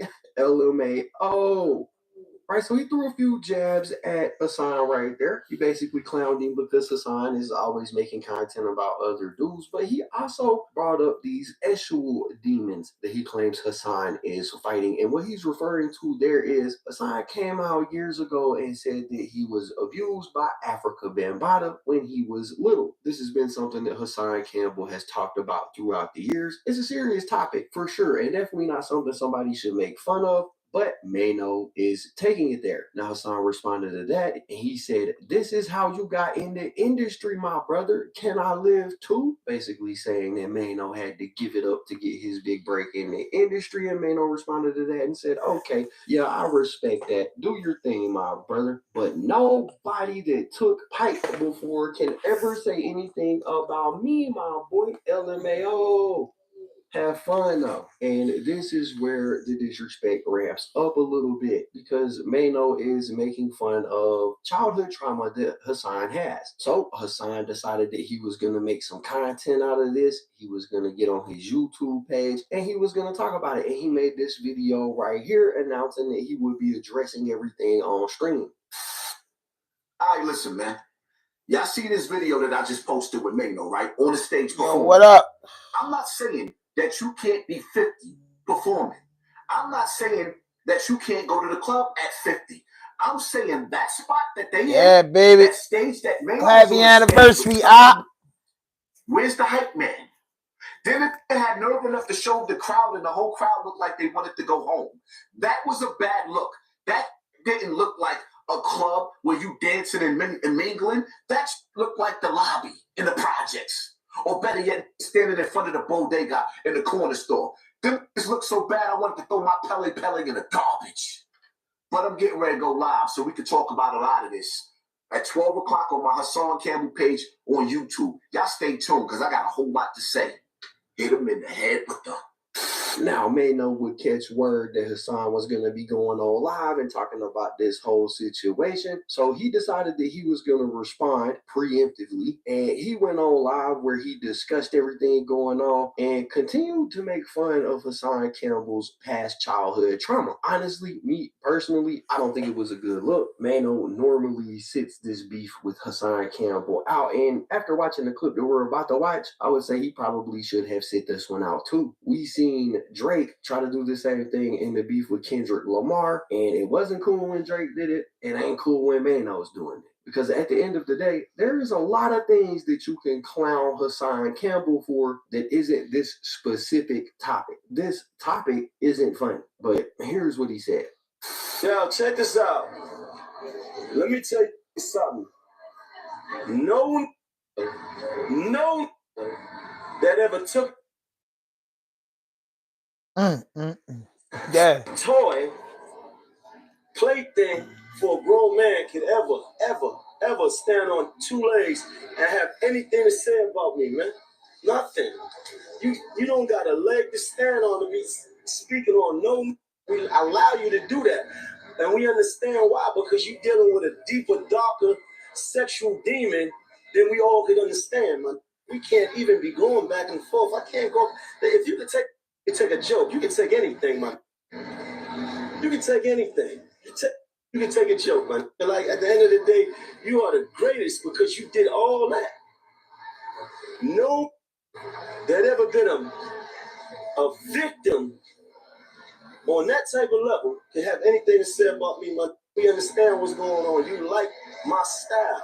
I don't give a f if I was 75 years old in a club full of 3 people. I'm doing what the f I want because what I'm doing ain't got nothing to do with what you got going on, my boy. But we gonna allow you to run your content, do your thing, get your money, man. You stop talking money. You don't know what you talking about. But we allow you to do that because guess what? We can't be going back and forth with no been a victim in that kind of way. Because guess what, black man? I can't even identify with what you've been going through, man. Them crying in the middle of the motherfucking street, breaking down, all those because you're fighting your sexuality. And I hate to think what you really be doing on those videos when you're watching this. I would hate to really think what you really could be doing with those videos when you're watching this. Because there's no way a grown man is sitting back watching enough that ain't got nothing to do with him commenting on what another got going on. I get it. Run your content, do your thing. It's all good. But you know and I know. You know and I know. Can't come on, my nigga. It's videos of this out here having a whole. Oh my God, get your hands off me. Come on, man. Man, do your thing, man. Have fun, man. Do your thing, man. But like I said, no. Need help Dang. fast? Upgrade. So, man, let me get to this. My mic's still good. Let me get to this. So, Hassan Campbell, bro, he always, saying stuff. Maino did a show. Maino, older guy, man. You know what I'm saying? Almost 50 years old, but he out of show. I'm quite sure it was a packed crowd in there. They don't know all this music. It happens to the best of artists. But Hassan Campbell just commenting on the man. He, like you said, he been bothering Jimmy and Hassan. He been doing too much, to the wrong people. And it's taking a toll, bro. It's taking a toll. And, bro, tired of that shit. You get what I'm saying? He tired of it, bro. He tired of it, and if you ask me, I think he addressed it right. People say, "Oh, he went too far," but what is going too far when somebody is picking at you? What's going too far when somebody constantly irking you? What's going too far? Somebody you ain't said nothing about somebody. You ain't got worrying about them. You living your life, and then you click on the internet, and this person is saying something ignorant about you. That's tough, bro. That's tough. And I feel like what I mean. I don't feel like the man wrong, bro. Like I feel like Hassan, you jumped out there, and now there's an ongoing thing, and I don't know if you was looking for the clickbait. I rapped to Hassan Campbell too. I supposed to do an interview with him. You know what I'm saying? But I like some of the content that Hassan put out, and I definitely fuck with Maino. And I don't know neither one of them personally, but just to get my thing on it, bro. I think Hassan Campbell was wrong in this, and now that you was wrong in this, and you jumped out there, and you bothered somebody that wasn't bothering you, that wasn't worrying about you, wasn't thinking about you, and you jumped in that water, and now you know what I'm saying. Anything goes. That's how I straight feel about it. Anything goes. So, you can't say, oh, this is too harsh and he talking crazy. Hell no, man. You woke that man up, and now that man woke up, like what do you want him to do? You know what I'm saying? What do you want him to do? Like you talking to him, dude, like the way I tell people this all the time. The way you feel when him bringing up, what happened to you, the childhood trauma, is probably the way he felt when you commented about, him doing a show, getting some money or taking care of his family or whatever he gotta do. You know what I'm saying? Like, and then y'all not the best of people. And I understand this content. You have to create content about stuff. And I talk about trendy topics all the time, but when I talk about these trendy topics, I don't really get too depth in that. I don't have a beef with anybody. And I'm not trying to have no beef with nobody. You get what I'm saying? But I just keep it 1,000 and keep it moving. You know what I'm saying? You know what I mean? I do what I gotta do. And I make it make sense. You know what I mean? But that's just how I feel. You know what I mean? I just feel like, two black men from New York, they getting some money. Both of them getting some money, whatever way they earn it, man. It's I can't say Maino in the wrong, bro, because our son Campbell do be jumping out there. And then, he's saying, I'm trying to make my money. And don't forget what you said when you made your money. But it's like, some of the shit it's a difference when you comment, right? And you comment and you say, I'm gonna talk about this, and you give an opinion. That's what I do with the RDP vlog. When you catch me in the morning, that's what I do. I just give my opinion. But my opinion, I'm not trying to insult nobody or make nobody feel away. And you could give your honest opinion without being brutal. You understand what I'm saying? You get your honest opinion about something being brutal, but just a comment about that man and his show on his page, just out of order. You get what I'm saying? You out of order. You know what I'm saying? You out of order for posting that, man. However it jumped off, you out of order for that. You out of order for that. So I don't know, man. I don't really. He out of order for that. He out of order for that. I gotta honestly say that. He out of order for that. Oh, should they say big you caught? Hold up, they got him. Hold up. Got some breaking news. Again, with breaking news, this just in, the FBI says that South LA crime boss Eugene Big U Henley is now in custody. Authorities say he ran a mafia-like organization while masquerading as a music mogul and gang peacemaker. Fox 11's Christina Gonzalez spoke to a rapper who worked with him. She joins us live with a story you'll see only on Fox 11, and this story breaking as we speak, Christina. Yeah, as a matter of fact, I am hearing that Big U and the other person they were looking for, Brian Mejia, both turned themselves in. This is developing as we speak, and as we speak, people are coming up and saying, on the one hand, that he did a lot for the community, and then there are those like this woman who say things are not what they seem. Listen to her. No, I'm not surprised because I've been fighting this fight for a long time. Rapper Alicia Choi speaks about federal authorities accusing LA rap music executive and community activist Eugene Big U Henley of leveraging his connections with the Rolling 60's Crips to run a criminal enterprise, even funneling funds from his community nonprofits into his criminal operations. You cannot do evil when the cameras are off and smile and help kids when the cameras are on. Choice, who you may have seen in rap videos like this one, says she was a budding artist when she first met him. I was just a young kid wanting to rap and wanting to live out my dream and working hard. And, you know, he really took advantage of me. I wanted to help bring donations into his nonprofit Development Options. And with that being said, he just wanted to take over. He wanted to bully me. He wanted to control me. And when I wouldn't allow that, that's when he started jumping on me and beating me, extorting me, threatening people not to work with me. And I was scared for a long time to speak up. I was actually terrified. Time. And I want to emphasize, these are very serious accusations she is making.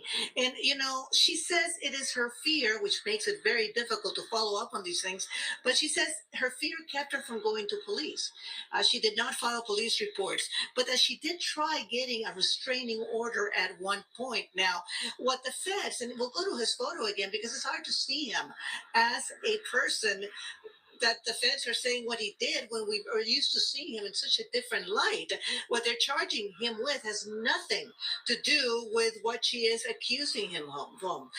The charges do not include anything of what she's saying, but they do say that part of the investigation involves the murder of another young rapper back in Las Vegas. Back in 2021, I talked to police in Vegas, and they told me over the phone that the murder was over. Are you ready for this? A diss that he had written something in a song supposedly talking bad about Big U, and that is why he ended up getting murdered. That's what the police were telling me. So it's just still developing. There's going to be a lot more to this whole thing, but we can tell you he has turned himself in, and I'm sure a lot of people are waiting to hear what he has to say about this, including us. I'm Christina Gonzalez, live Hayden Park. Back to you guys in the studio. And Christina, there's a connection to Shaquille O'Neal as well, right? You know, I have not had time to look into that, and I am so wary of it, you know, because what's happening is a lot of people were seen with him, were putting money into this nonprofit, and now the feds are saying that he took a lot of this money and it did not end up going to help kids. Again, keep in mind, that doesn't mean that kids were not being helped in some capacity by the organizations. The question is where the money went. It's not just Shaq, it's other rappers, other big names that I want to have time to really look into these allegations. Because even with the feds saying it, these are personalities that are well loved in this community, and they need to also have a chance to respond for themselves. Yeah. So, you know, stay tuned. We'll let you know as soon as we can confirm more things. But yeah, even Shaquille O'Neal, part of this whole thing. How sad. Yeah. All right. Christina Gonzalez, thanks for your reporting on that breaking story. And Big U turned himself in, so they ain't got no more to worry about that. Big U turned himself in, y'all. Big U Again with breaking news, this just in, the FBI. It's just in. Big U turned himself in. You know what I mean? Clout moments. So like everybody's talking about this. This is Tonight, everybody talking. Tonight, breaking news: a music executive and community activist wanted by the feds, accused of running a notorious South LA street gang, is now in custody. And KCAL News assignment editor Mike Rogers and guest Mike, some pretty Serious allegations here. The very serious allegations. And Pat, moments ago, we want you to know that he was taken into custody. That's according to the U.S. Attorney's Office. We're talking here about Eugene Henley Jr., a 58-year-old man who is a music executive and a self-proclaimed community leader here in Los Angeles. The feds say he is actually the leader of a notorious South LA street gang accused in a series of very violent crimes, including murder. Earlier today, the United States Attorney's Office held a press conference announcing he was one of the few that they were still looking for connected to this large operation. They say moments ago he is now in custody being held by federal officials. He is accused of a murder back in 2021. He runs a music label, and according to the feds, he signed on a young aspiring rapper to record a song for them in a Las Vegas music studio. When that rapper then turned around and made a song, essentially a diss track against the duo, that, according to the feds, is when they traveled to Las Vegas, took him in the Nevada desert, and shot and killed him. There's a number of other crimes they're accusing him of, including RICO operations throughout the Southern California region. Tonight, the federal government says the fact that he claims he is a community leader is all wrong. The facts alleged in the complaint paint a very different picture. It is one of a murderer, a thief, a liar, and a cheat, and the criminals that enabled him. I mean, yeah, that's right. You know, you could say that that's gangster that he turned himself in, but you know, you're talking about a 58-year-old man that's like 6'5", 280 pounds. You get what I'm saying? Like, he's not one of those guys that could just he stand out. He's so big that he stand out. It wouldn't have been easy for him to hide. And then, you know, he got money. You know, his son is an NFL player. Like, you know, he got money, so you know, he's probably thinking just some, you know, gibberish. And he also had a Fed case before that he beat. So he's probably thinking this is just some trumped up shit. But, you know, I mean, I'm quite sure he's seeing the news clippings and he knows what's going on. But, you know, a murder, and like I said, they got a murder in Las Vegas, and that's what made the federal. Like, you know, Big, you in a lot of trouble. And like I said, you know, you know, right now this is a hot topic all throughout the week. The original paperwork will come in. They all start going to court this week and next week. So, you know, by the middle of April, everything will be out there. What Big U alleged of is they're gonna let Big U out on bail, put the home monitor on his leg. He's the head of the indictment, so I doubt if he's getting out. You know what I'm saying? If they give him a bail, they might as well give Diddy a bail. He's the head of the indictment, and he's facing a lot of time, and he hasn't been really charged. They bringing him in on a criminal complaint, and a criminal complaint is just a process that they do before they originally charge you. So he just gotta wait it out. You know what I'm saying? So that's just what it is, man. But they said he turned himself in, and you know, you could call that gangster. That's probably the smartest decision that he made in the last 20 years. But to me, it's like, man, shit, your big ass fools got on a private jet, man, to try to get over in the island somewhere. You know what I mean? But, you know, turning himself in made it easier on his family. You know, his son in the NFL. So, you know, I think, you know, you innocent until proven guilty. And I always like to say that you're guilty until proven innocent where we come from. But a lot of unnecessary attention could have been on his family and his son and what, you know, he got going on, you know, outside the streets. So the smart move, finally, he's making a smart move, would to be to turn himself in. But at 58 years old, turning yourself in right now, he had to be unselfish. You know what I mean? He had to be unselfish. And I think that was more of a family decision, you know, and his son let them know, you know, we gonna get the money. You know what I'm saying? Whatever it is, I think that was a family decision, because if he had it his way, he knows what he's walking into. Your family and friends, you know, always got hope. You know what I mean? He probably went and took care of his lawyer, got his lawyer handles a few things real quick, and then went on to turn himself in with his attorney. I'm 100% sure that's what he did. And that's probably the best decision that he made in 20 years. But you know, from what you facing and a 4-year investigation, it's going to kind of be hard to kind of slide your way out. And you have been saying a lot of stupid shit on the internet. You know what I mean? They could put 2 and 2 together, and then a lot of dudes on wiretaps and all that shit just talking about some of the dumb shit you did. And like they say, you got your artist, you got that girl that just got on TV and said you was beating her up and storing her. She wasn't doing what you wanted her to do. Like, how is that? You know what I'm saying? That's not a music executive. Like, and you know what I'm saying? And she looks like a fairly, cool lady. I don't want to judge a book by its cover. I could be wrong. She could be a fucked up woman. She could be lying, but just coming out knowing that she's lying on the leader of the Crips after he turned himself in is crazy. And there's a lot of people gonna be coming up front. The Nipsey Hussle thing on a lot of little shit gonna get aired out. A Big U, a Lace, a Loose Cannon, and Brick Baby, especially Brick Baby. This shit is gonna be the vloggers. I didn't even type in Brick Baby name yet. The vloggers are gonna go crazy with Brick Baby because of a lot of dumb shit and a lot of ignorant shit that he was saying. And then one thing that these posters are saying, the internet is junky. It's messing people up that I could say will stand up, official dude, and then get the fucking with that internet, and then whole mind be blown. Like that whole mind be blown. Start catching a little bit of paper. Them subscribers go up and the views go up, and you get a little bit of revenue. Dudes is just acting like prison, especially dudes that been locked up before. They acting like prison don't exist. They acting like you won't sit in jail for this shit. And I mean, like, come on, like. It's been so many indictments that I know Big U seen, the Brick Baby seen, and Lose. I don't know where they thought was at, and I don't know, bro. That's all I be saying. I know how I think, and I just be like, yo, do they be thinking that what this could lead to? Like just the gang shit and being responsible for thousands of people between, they said, Arizona, Nevada, LA. You know what I'm saying? That's like a lot of places where they play at, and it's like, bro, like it's a lot, man. It's a lot, bro. It's a lot, man. It's definitely a lot, bro. Like, I know this would be the talk. I know I'll be on top of this for a while. I ain't gonna lie to you. So your man Charleston White, I never got to get into it.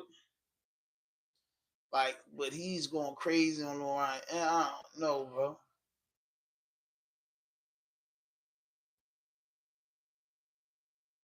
The boy Charleston, I got keeping it a G played it. People played it. This is the old video.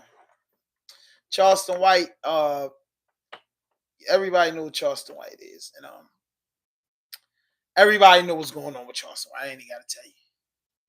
Taking the stand and testifying against a couple of his co-defendants in his murder case. Essentially, it's a news clip of Charleston White snitching. So for a little bit of backstory on this, Charleston White has a well-documented criminal past, and when he was just a young teenager, he was involved in a fatal incident that led to him being charged with murder. According to his own account of the situation from various interviews he's done, he says that him and his friends masterminded a shoplifting scheme where they would go into retail stores and steal starter jackets. And then during one of these shoplifting attempts, a man named Michael Levy attempted to intervene by jumping on the top of their car and smashing their windshield out when they were trying to make a getaway. One of the guys involved with this that was with Charleston White actually shot Levy, who later died from his injury. Now, although Charleston didn't pull the trigger, he was held accountable because he was a key participant in the entire scheme. This resulted in him being charged with capital murder, and he was sentenced to 12 years. Out of those 12 years, he served, I think, 7 of them. He claimed that some of the correctional officers had advocated for him to be released, and in 1998, that's what happened. He was released from jail. Moving forward,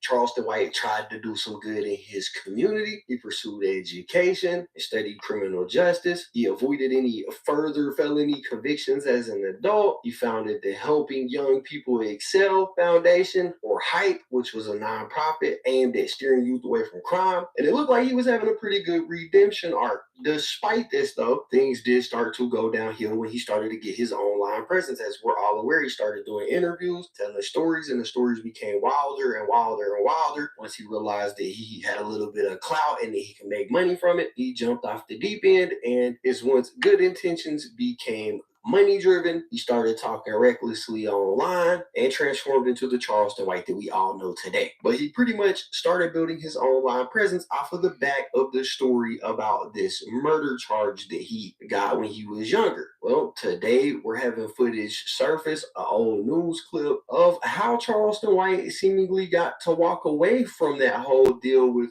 relatively little punishment. Because remember, he only served 7 years. And in this news footage that came out, you can see Charleston White getting on the stand in the courtroom and pretty much telling on his co-defendants. Well, I am gone at the backseat of the car.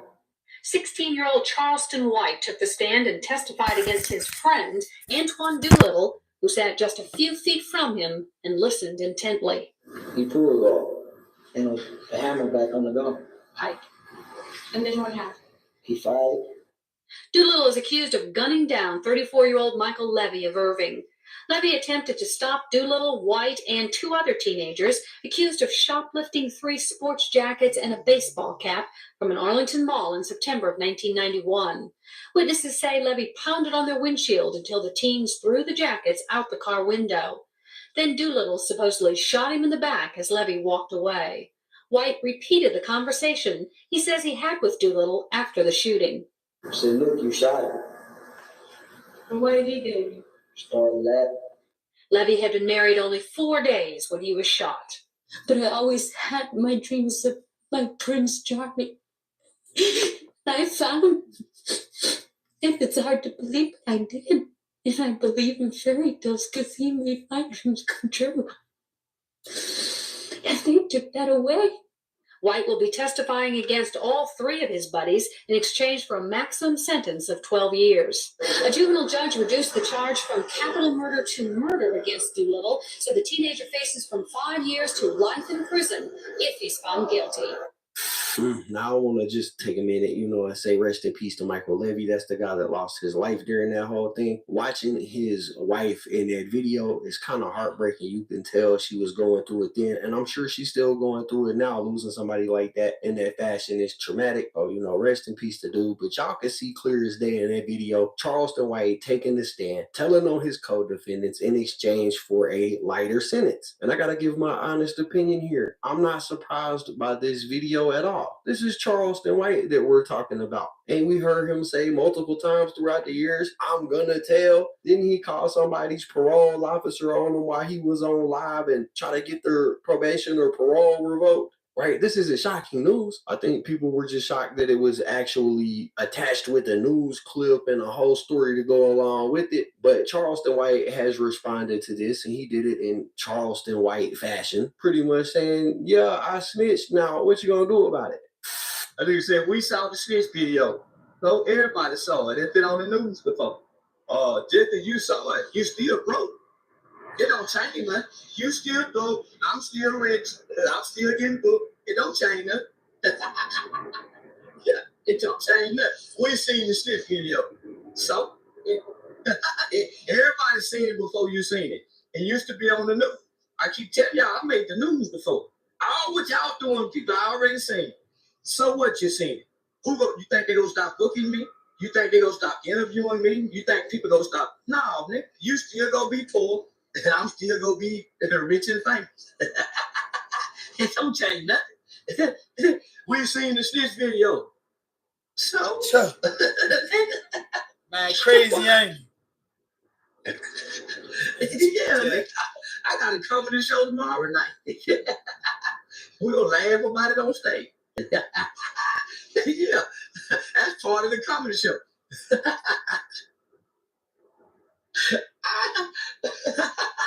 Yeah, he must be new over here. He must be new over here. But no, we seen the sketch video. So, my response to everything. So, ain't nobody gonna do nothing. Yeah. Yeah, nigga, so what? Why you think I told, nigga? I don't give a damn, nigga. I ain't friends with nobody. Yeah, man. So his response was pretty much nan and a boo boo, stick your head in doo doo. He basically got up there on the stand and was like, "Yes, Your Honor, I did plan it. Yes, we did shoot him. Now, can I get a Capri Sun and a reduced sentence, please? I mean, if nothing else, Charleston White can say that he was out here snitching before it was cool to be a snitch. He is definitely YSL Woody's OG. Imagine plotting a starter jacket heist with Charleston White, and then when y'all get caught, bro gets up on the stand with the PowerPoint of how everything went down. Bro was up there telling like he was trying to win Employee of the Month at the DA's office. But real talk, I don't see nothing wrong with what Charleston White did, aside from, you know, the guy dying. I don't see nothing wrong with him telling, because at the end of the day, these dudes took somebody's life. And when you watch the footage of that dude's wife at the time reacted to it and giving an interview, that shit is hard, bro. That's exactly why he don't show his face on the channel. That's why this shit is messed up. So there are a number of arrests, I think roughly 10 this morning, and then there are other individuals who were in state custody that are being transferred into federal custody. But approximately 10 arrests were made this morning. Well, everybody's so caught up on hating on Wack, they don't open their ears up. Been on this shit for 2 years now, 2-3 years now, Wack. Hey, hold on. I was asking if there's a list of the 10 What the fuck? people, because there's reports that Brick Baby and Louis. Brick Baby gone. They got Brick Baby. Click like. Before we get to Whack 100 breaking down the arrest of Big U, Brick Baby, and others, let's first see what happened. Right now at 11, a big announcement from federal authorities.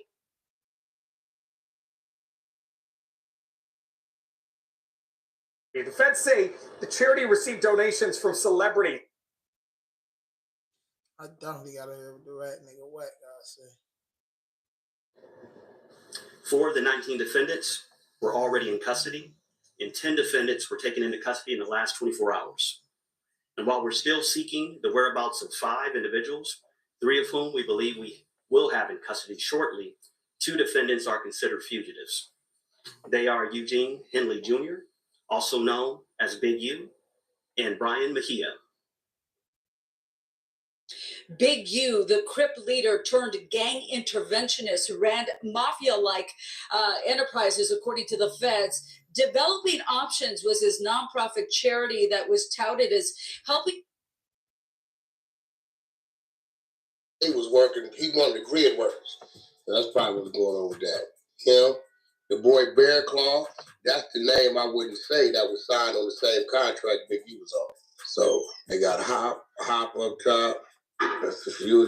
They got a few ladies. I'm trying to see her face. Hey, Wack, can I ask a question? My name is Tiffany. Yeah, what's up? Yeah, I don't know the ladies. So that grid program shit, that shit was the front. Listen, he thought, listen to me. You didn't hear him telling you what type of organization that was? Y'all didn't hear what they said? He said that shit was, you getting motherfucking goddamn the money from LA County. Yep. Front like you playing gang intervention. And while you playing gang intervention, you turning niggas in. But yet you using the money, you gang banging. Them niggas got sex trafficking. Human trafficking, they got Why put them together? Now, this is the reason why when it was saying, like you on bullshit, you try to dirty your name. I said, I ain't trying to dirty niggas nothing up, nigga. Y'all hear what the people said. Well, why they ain't arresting him? I said, bro, they probably playing for a bigger play. As you see, you don't remove the main piece off the board if that's the magnet. He's the motherfucker guiding them to everybody. So why would you remove him off the board? You keep him right there. Listen. Ain't nobody gonna answer his phone call. He ain't gonna be able to call for no assistance. Ain't nobody gonna touch it. It's too much. It's too hot. Now they got the trap kitchen show there too. But they told me she was working. Huh? Armani, that's the trap kitchen. Oh, that's Armani. Yeah, it's the trap kitchen. But I told her 8 months ago, I said, I heard you called up. What? I said, they say you working. She cussed me out on the phone. I swear to God she did. I had the homies call, the ones that used to come to Sleepless. Yeah. I called him and warned him. Damn, not Armani. And That's he the called homegirl. If you call the homie that used to be in our room, he gonna say, Wack called us and warned us. I said, bro, somebody tell me she working. Y'all better watch her. Damn. But see, this is bad work because Armani gonna tell. Oh, shit. Oh, that's a fact. How do you hold on. Pause. Now, I want to just ask y'all in the comments, how the fuck do Whack 100 know this? Like, let's keep it real, bro. Like, let's keep it real. How the fuck does Whack 100 actually know this? Like, I am confused. Like, he's saying this person working. How do you know who's working, Whack? How do you literally know who is working, Whack? That money don't mean shit if you don't have heart and honor. He's a coward. A coward dies 1,000 deaths. Real one dies at one. I agree with you. I agree with you 100%. But I'm on Whack 100 right now. Like, Whack, how do you know this, bro? Like, all jokes aside, like, how do you know this? Big U indicted, Big U in some shit. Big U was playing with money. Big U was doing a whole bunch of wild shit. They caught up with, Big U. I'm a journalist too, man. I'm an unorthodox journalist that been doing this shit almost 7 years. And I haven't even hit 5,000. So, by the way, if you tapping in, please subscribe to my channel. Hit that notification button. Hit that subscribe button. Drop a like. Leave a comment. But listen, you don't walk in nobody's house without speaking. If you walk in somebody's house without speaking, you a disrespectful motherfucker. So, do me a favor, like this video. At least give me 20 likes on this video. Hey, listen, I've been down for like a couple weeks and ain't been consistent with my content since Ramadan came in. But I promise you, you know what I'm saying, that I have to get more consistent with my content because I have a fan base and I have people that want to work. You know what I'm saying? So, with that being said, I'm going to grind and stay in beast mode and deliver this content. But this is weird to me. Now, Brick Baby, Loose Cannon, and some of these dudes Whack was dealing with. Him and you wasn't seeing eye to eye, was having fallouts. I get it. But Brick Baby was there, seeing him all the time, no jumping. Loose Cannon just beat the shit out of dude that was playing with Whack right there. And the FBI is saying that they had this going on for 4 years. You get what I'm saying? And Whack and Charleston White's a fact, a grown man that will tell that play a whole lot of games, and the games that Charleston White plays has made him successful. How long his run going to last, I don't know. But just being 100% honest and open, he makes the right investments. He does the right thing with his money. When he stopped being on fire with the internet, he'd be able to live off the fruits of his labor.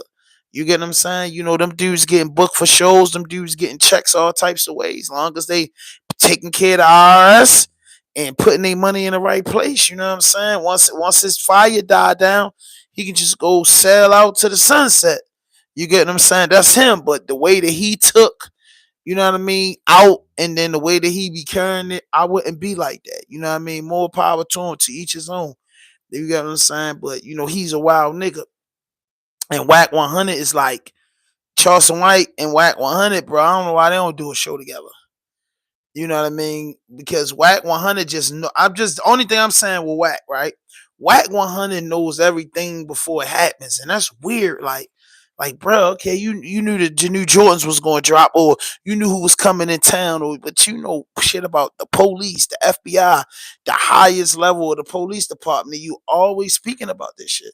You know what I mean? I don't know if the motherfucking nigga just got some type of genius power where he could just predict it, or he's fishy. You know what I'm saying? That's just what I'm saying. I'm not saying nothing else, bro. Like, either you got good ass prediction, or you got some solid ass connections, or you a hot motherfucker, Jack. Like, I don't know what you want to call it. I don't call nobody hot. I do not call nobody hot or say nobody working with them people if I didn't see concrete evidence. But it's just like the internet is the internet, and you can say what you mean and mean what you say, but it's a lot of fuck shit, fake shit, foolishness going on the internet, bro. And I just gotta be honest. I don't entertain it, but I gotta be honest, bro. Either Whack just got unbelievable resources, and it's just bananas, and he just got them resources like that, or Whack a hot motherfucker, bro. Whack knows something good, Jack, and that what he know good, I don't want to know. You know what I mean? Shout out to him for everything he do. Like I said, I like Whack as a businessman. You know what I'm saying? Seeing what he did, making the moves with the diapers, some of the investments management. I respect anybody that come from the mud that make $1 out of 15 cents and then turn turn 15 cents into $1, turn $1 into a $20 bill and turn the $20 bill into an empire. You got to respect it. But after these dudes start getting in the industry and you start knowing them and they start being around and the cameras is rolling and the popularity, like dudes get, the first dudes I feel like get their bag right. And then once they start being super popular, they let the popularity and the internet and all this shit, that all the fuck shit, fake shit and foolishness that go on the internet, they let them take them out of their character and they just start being somebody else, bro. Like that shit crazy. That shit's crazy. Dudes is faking and fake money. You know what I mean? Dudes is just out of order, bro. They just out of order. And it's not nothing that I'm picking or instigating or saying anything out the way. I'm saying what I see on the internet. The shit that whack do, you could Google it. You know what I'm saying? This is what I'm being on. You could Google it. It's not, I don't make shit up.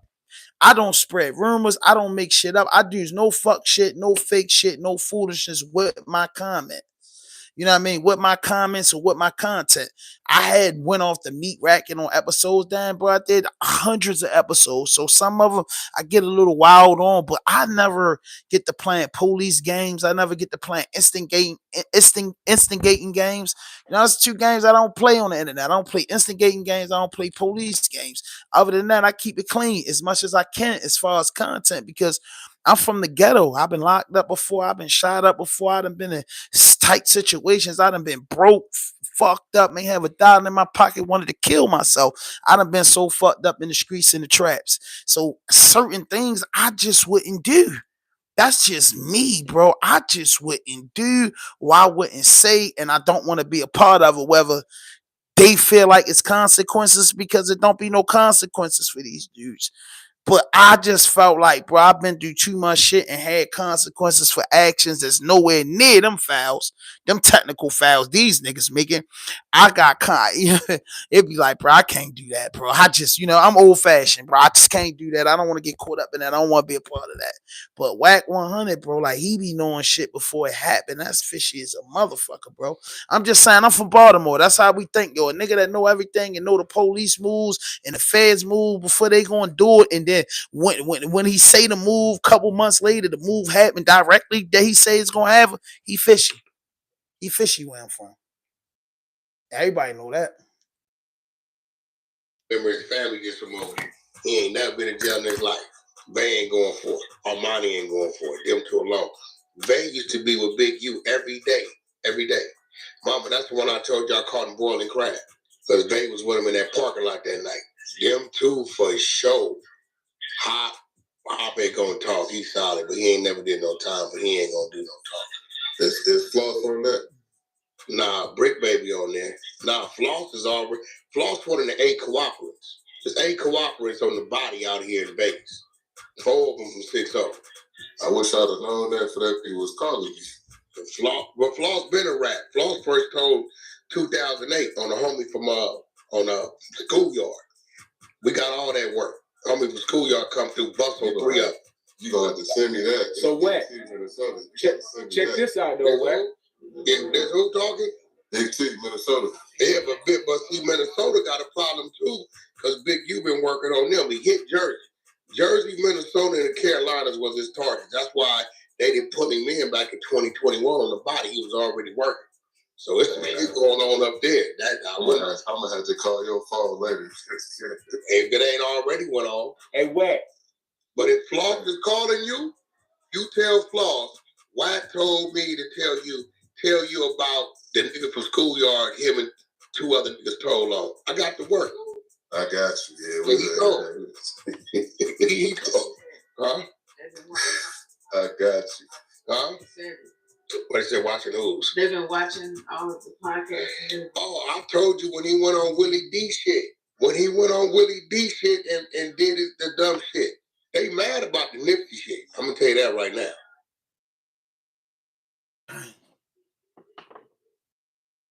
Dang.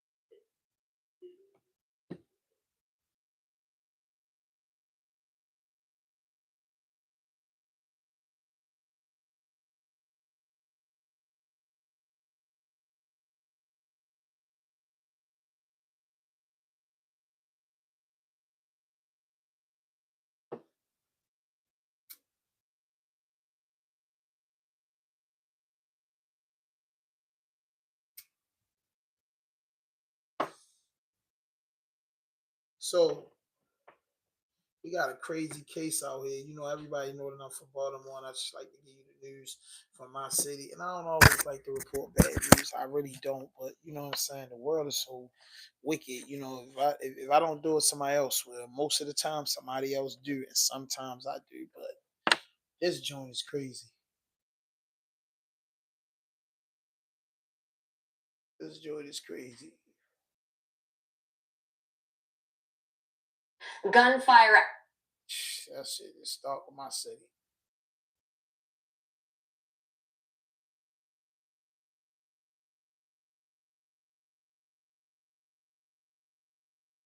Let me get in this. Right now, get a buy one, get one Whopper from Burger King.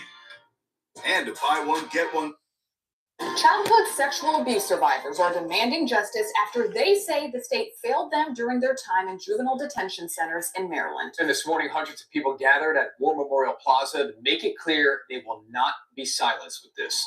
WJZ is live downtown at 5:30 tonight. Ashley Paul heard from the victims about what they went through and what justice looks like for them. Ashley, good evening.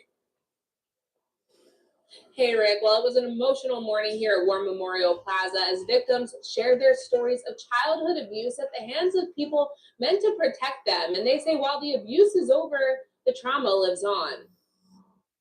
Good morning. Survivors shouting their messages loudly. How many more survivors need to come forward before the state finally takes responsibility? How many more children have to suffer before change is made? To prove to the state they will not be silenced. How many times does this have to happen before those in power stop pretending that they don't see what's right in front of them? Among them is Alexis Massey, who was put in the Maryland juvenile detention system and sent to Good Shepherd Residential Facility back in 2012. They withheld food and made us go to bed hungry as a punishment. They kept hygiene products from us until we earned the right to be clean. They forced us to fight each other, placing bets on who would win, laughing as we tore each other apart. Massey says the kids there purposely acted out because it was safer than being a favorite. Those were the kids who stopped talking as much. Those were the ones who flinched when they were touched. The ones who got special treatment that no child should ever receive. Massey is just one of 3,500 people who has filed suit against the state since the Child Victims Act got rid of time limits dating back as early as the 1950s. And at a rally Wednesday morning outside of Baltimore City Hall, she is one of hundreds demanding the state take accountability. The state is not above the law. Am I right?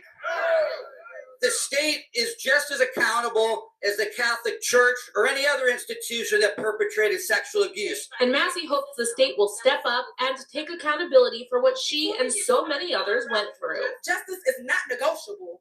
You have the power to make this right.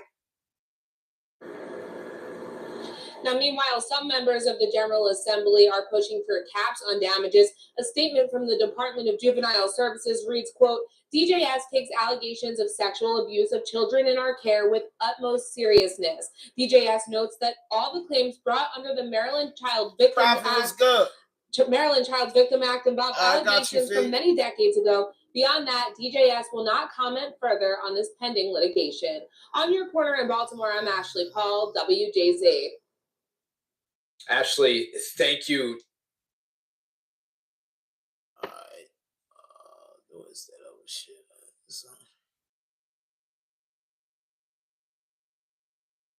Okay, so allegedly. The Second Look Act will let some inmates serving lengthy sentences ask for reductions to those sentences. Hold up, this is important. The Second Look Act will let some inmates serving lengthy sentences ask for reductions to those sentences. It already passed in the House, still needs to pass in the Senate, and tonight I spoke with some lawmakers about what this means for the public. Delegate Janelle Wilkins is the sponsor of House Bill 853, which is also known as the Maryland Second Look Act. It creates a process for judges to review the sentences of people incarcerated for more than 20 years. They must have been between 18 and 25 years old at the time of their arrest. Many of these individuals who have been in prison for 20 years and they committed that crime when they were 18, 19, 20, that there's a lot of opportunity for growth and rehabilitation. So the bill focuses in on those individuals and gives them the opportunity to petition the court to share why they should get a reduced sentence. Delegate Wilkins says that a judge must take into account certain criteria. The nature of the crime, how they have behaved while behind bars. Are they seeking rehabilitation services? Are they showing growth? It looks at victim statements. She says it doesn't apply to certain convictions. No one who is serving a sentence of life without parole would be included. We also removed any sexual crimes. So anyone who would be on a sex offender registry would not be included in this bill and have the opportunity for a reduced sentence. On the flip side, some lawmakers say that prisoners already have those opportunities. I think largely what's coming out of Annapolis right now, it's a bit of a lie. We're kind of gaslighting the public as to what it does. These folks already have tons of opportunities to get their sentences modified, and this gives them the 13th, 14th, and 15th opportunity to do that. One of those is the Juvenile Restoration Act, recently used to free Adnan Syed. However, that bill only applies to those convicted under the age of 18. Delegate Robin Grammer says that he feels like people should think more about the victims and their families. The mothers who testified against this bill in committee, they don't even get a second look. These mothers have lost their sons, Marylanders have lost family members, and these people don't get the second look to get their family members back. So I think in this opportunity, in this moment, we really need to think about victims. And I don't understand why we're breaking our backs so hard to give so many motions to such violent offenders. Again, that bill still needs to pass in the Senate. In Annapolis, Kyrie Stewart, WBAL TV 11 News. I don't think that's a bad decision. I'm gonna be honest with you. Baltimore's Department of Public Works Director promises the culture. Here we go. Baltimore's Department of Public Works Director promises the culture is shifting in his department. It comes on the heels of the deaths of 2 workers and scathing reports on unsafe working conditions. WJZ is live. Dennis Valera sat down for a one-on-one interview with the director who just marked 1 year on the job. What did he have to say, Dennis? Well, Nikki, even though he just marked 1 year, Khalil Zaid says it feels more like 5 given everything that's happened. Now, despite all the negative headlines his department has been facing since the summer, he says it's only energized him to do better for his department. The deaths of Ronald Silver II and Timothy Cartwell still weigh on Khalil Zaid's mind. What really bothered me the most is the actual loss and how the family feels about those losses. But they've also energized him to ensure no one else dies. It made me more determined in getting to the bottom of it. Zaid says safety has become the top priority at Baltimore's Department of Public Works, having developed new safety measures, including one on heat. Silver died of heat stroke while on the job in August. Zaid says he's meeting with the workers' union next week to finalize the plan. It looks at things as what happens if the temperature gets to be 90 degrees. What are we going to do? How are we going to make sure our people are safe? What if the temperature gets to 100 degrees? What are we going to do? Aside from safety, Zaid says culture is another goal. As the leader, what's it take to really change culture? Because that's not an easy thing to do. It is not. My first job is to go there and show them that I understand what you do. I appreciate what you do, and we need you. Multiple reports from the city's inspector general have noted awful working conditions, lack of training, and a culture of fear. The Maryland Occupational Safety and Health Program, or MOSH, also recently issued a safety violation. Zaid says he's been bridging the gap between workers on the line and supervisors. And we need to get the managers to understand, or the supervisors to understand, what you've done in the past is in the past. It is a new requirement, it is a new safety.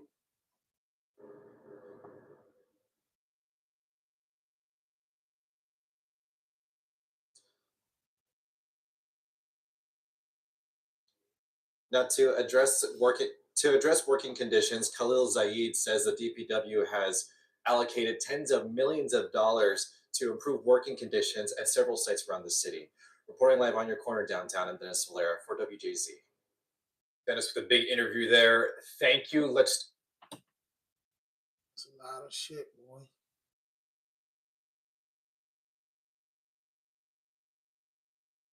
What that shit, man. That's what you were saying. They come out looking younger. Yes, they did. She had gray hair before she went into space. She come back with brunette hair. Wonder what happened to him.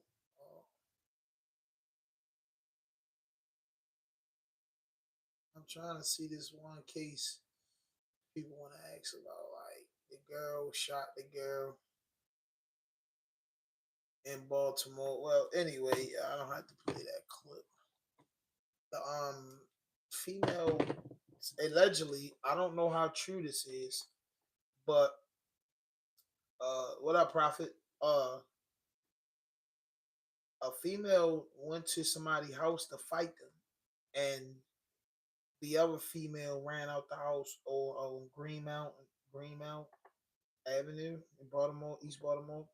She came to fight, and then the girl got the joint and ran her down and knocked her, took it off her shoulder, man. Rest in peace to the victim, who lost her life. I mean, going to people's house to fight is just like, come on, and just to see that happen, that just to see that happen like that is crazy, bro. But and I said, damn, even though that person came to your house to fight you or whatever, in Maryland, if somebody running, you can't shoot them in the back, and that's what kind of sealed her fate. You know what I mean? I don't know what good lawyers she can get because, like I said, lawyers can work miracles, but I don't know what do you do in that situation. You know what I'm saying? Like that's a crazy situation, and that's a crazy way to throw your life away before the summer even hit. You know what I'm saying? The last thing that you knew for a long time was how March feel. You'll never get to feel a good summer air again as a free person for a long time. You shot that girl in the back when she was running. You know what I'm saying? And, you already scared. That's how the court system look at it.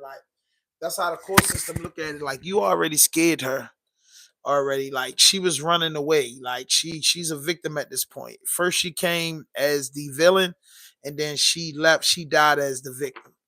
That's just the way they're gonna do it. I'm telling y'all. I'm telling y'all, man. I'm telling y'all. And that's just the way it goes. And I'm saying ignorant loves company, misery loves company. And like I said, this internet shit. What's happening? This internet shit, like so many people record that shooting that it's just, the police got the footage they need. This internet stuff, man. You can't make this up. You can't make this shit up on your good day or your bad day. You know what I mean? But it's tough. So I don't know, man. I really don't. But hit that notification button, hit that subscribe button, drop a like, leave a comment. If you're new to this channel, please subscribe to my channel. Run it up to 20 likes, man. You know what I mean? I've been, you know what I'm saying? I've been off the YouTube my channel for a minute. I'm getting back into it. The month of Ramadan is coming to an end soon. So, it's a beautiful thing. And I'll be tapping in with y'all, man. But again, no fuck shit, no fake shit, no foolishness. Anything you say can and will be used against you on the internet. Please, man, run this up to the algorithm so this can do numbers wise out there working. Hit that notification button, hit that subscribe button, drop a like, leave a comment, man. I'll be back at y'all. I can't say I'm gonna be back at y'all in the morning, but I'll probably start the morning show back up maybe this weekend, Saturday and Sunday. But I will be back. This big U brick baby situation and everything that's going on. It's more topics because I've been offline for like a week, so it's a bunch of shit I gotta cover. So I will be back this time tomorrow. You get what I'm saying? But the morning thing, I get back into the morning thing, more towards April. But hey, I thank y'all for tapping in. I'm sorry you late too. Tap man with me, man. I'll be back here tomorrow. No fuck shit, no fake shit, no foolishness. Anything you say can and will be used against you on the internet. Raw Dope Podcast Vlog RDP. Let's go.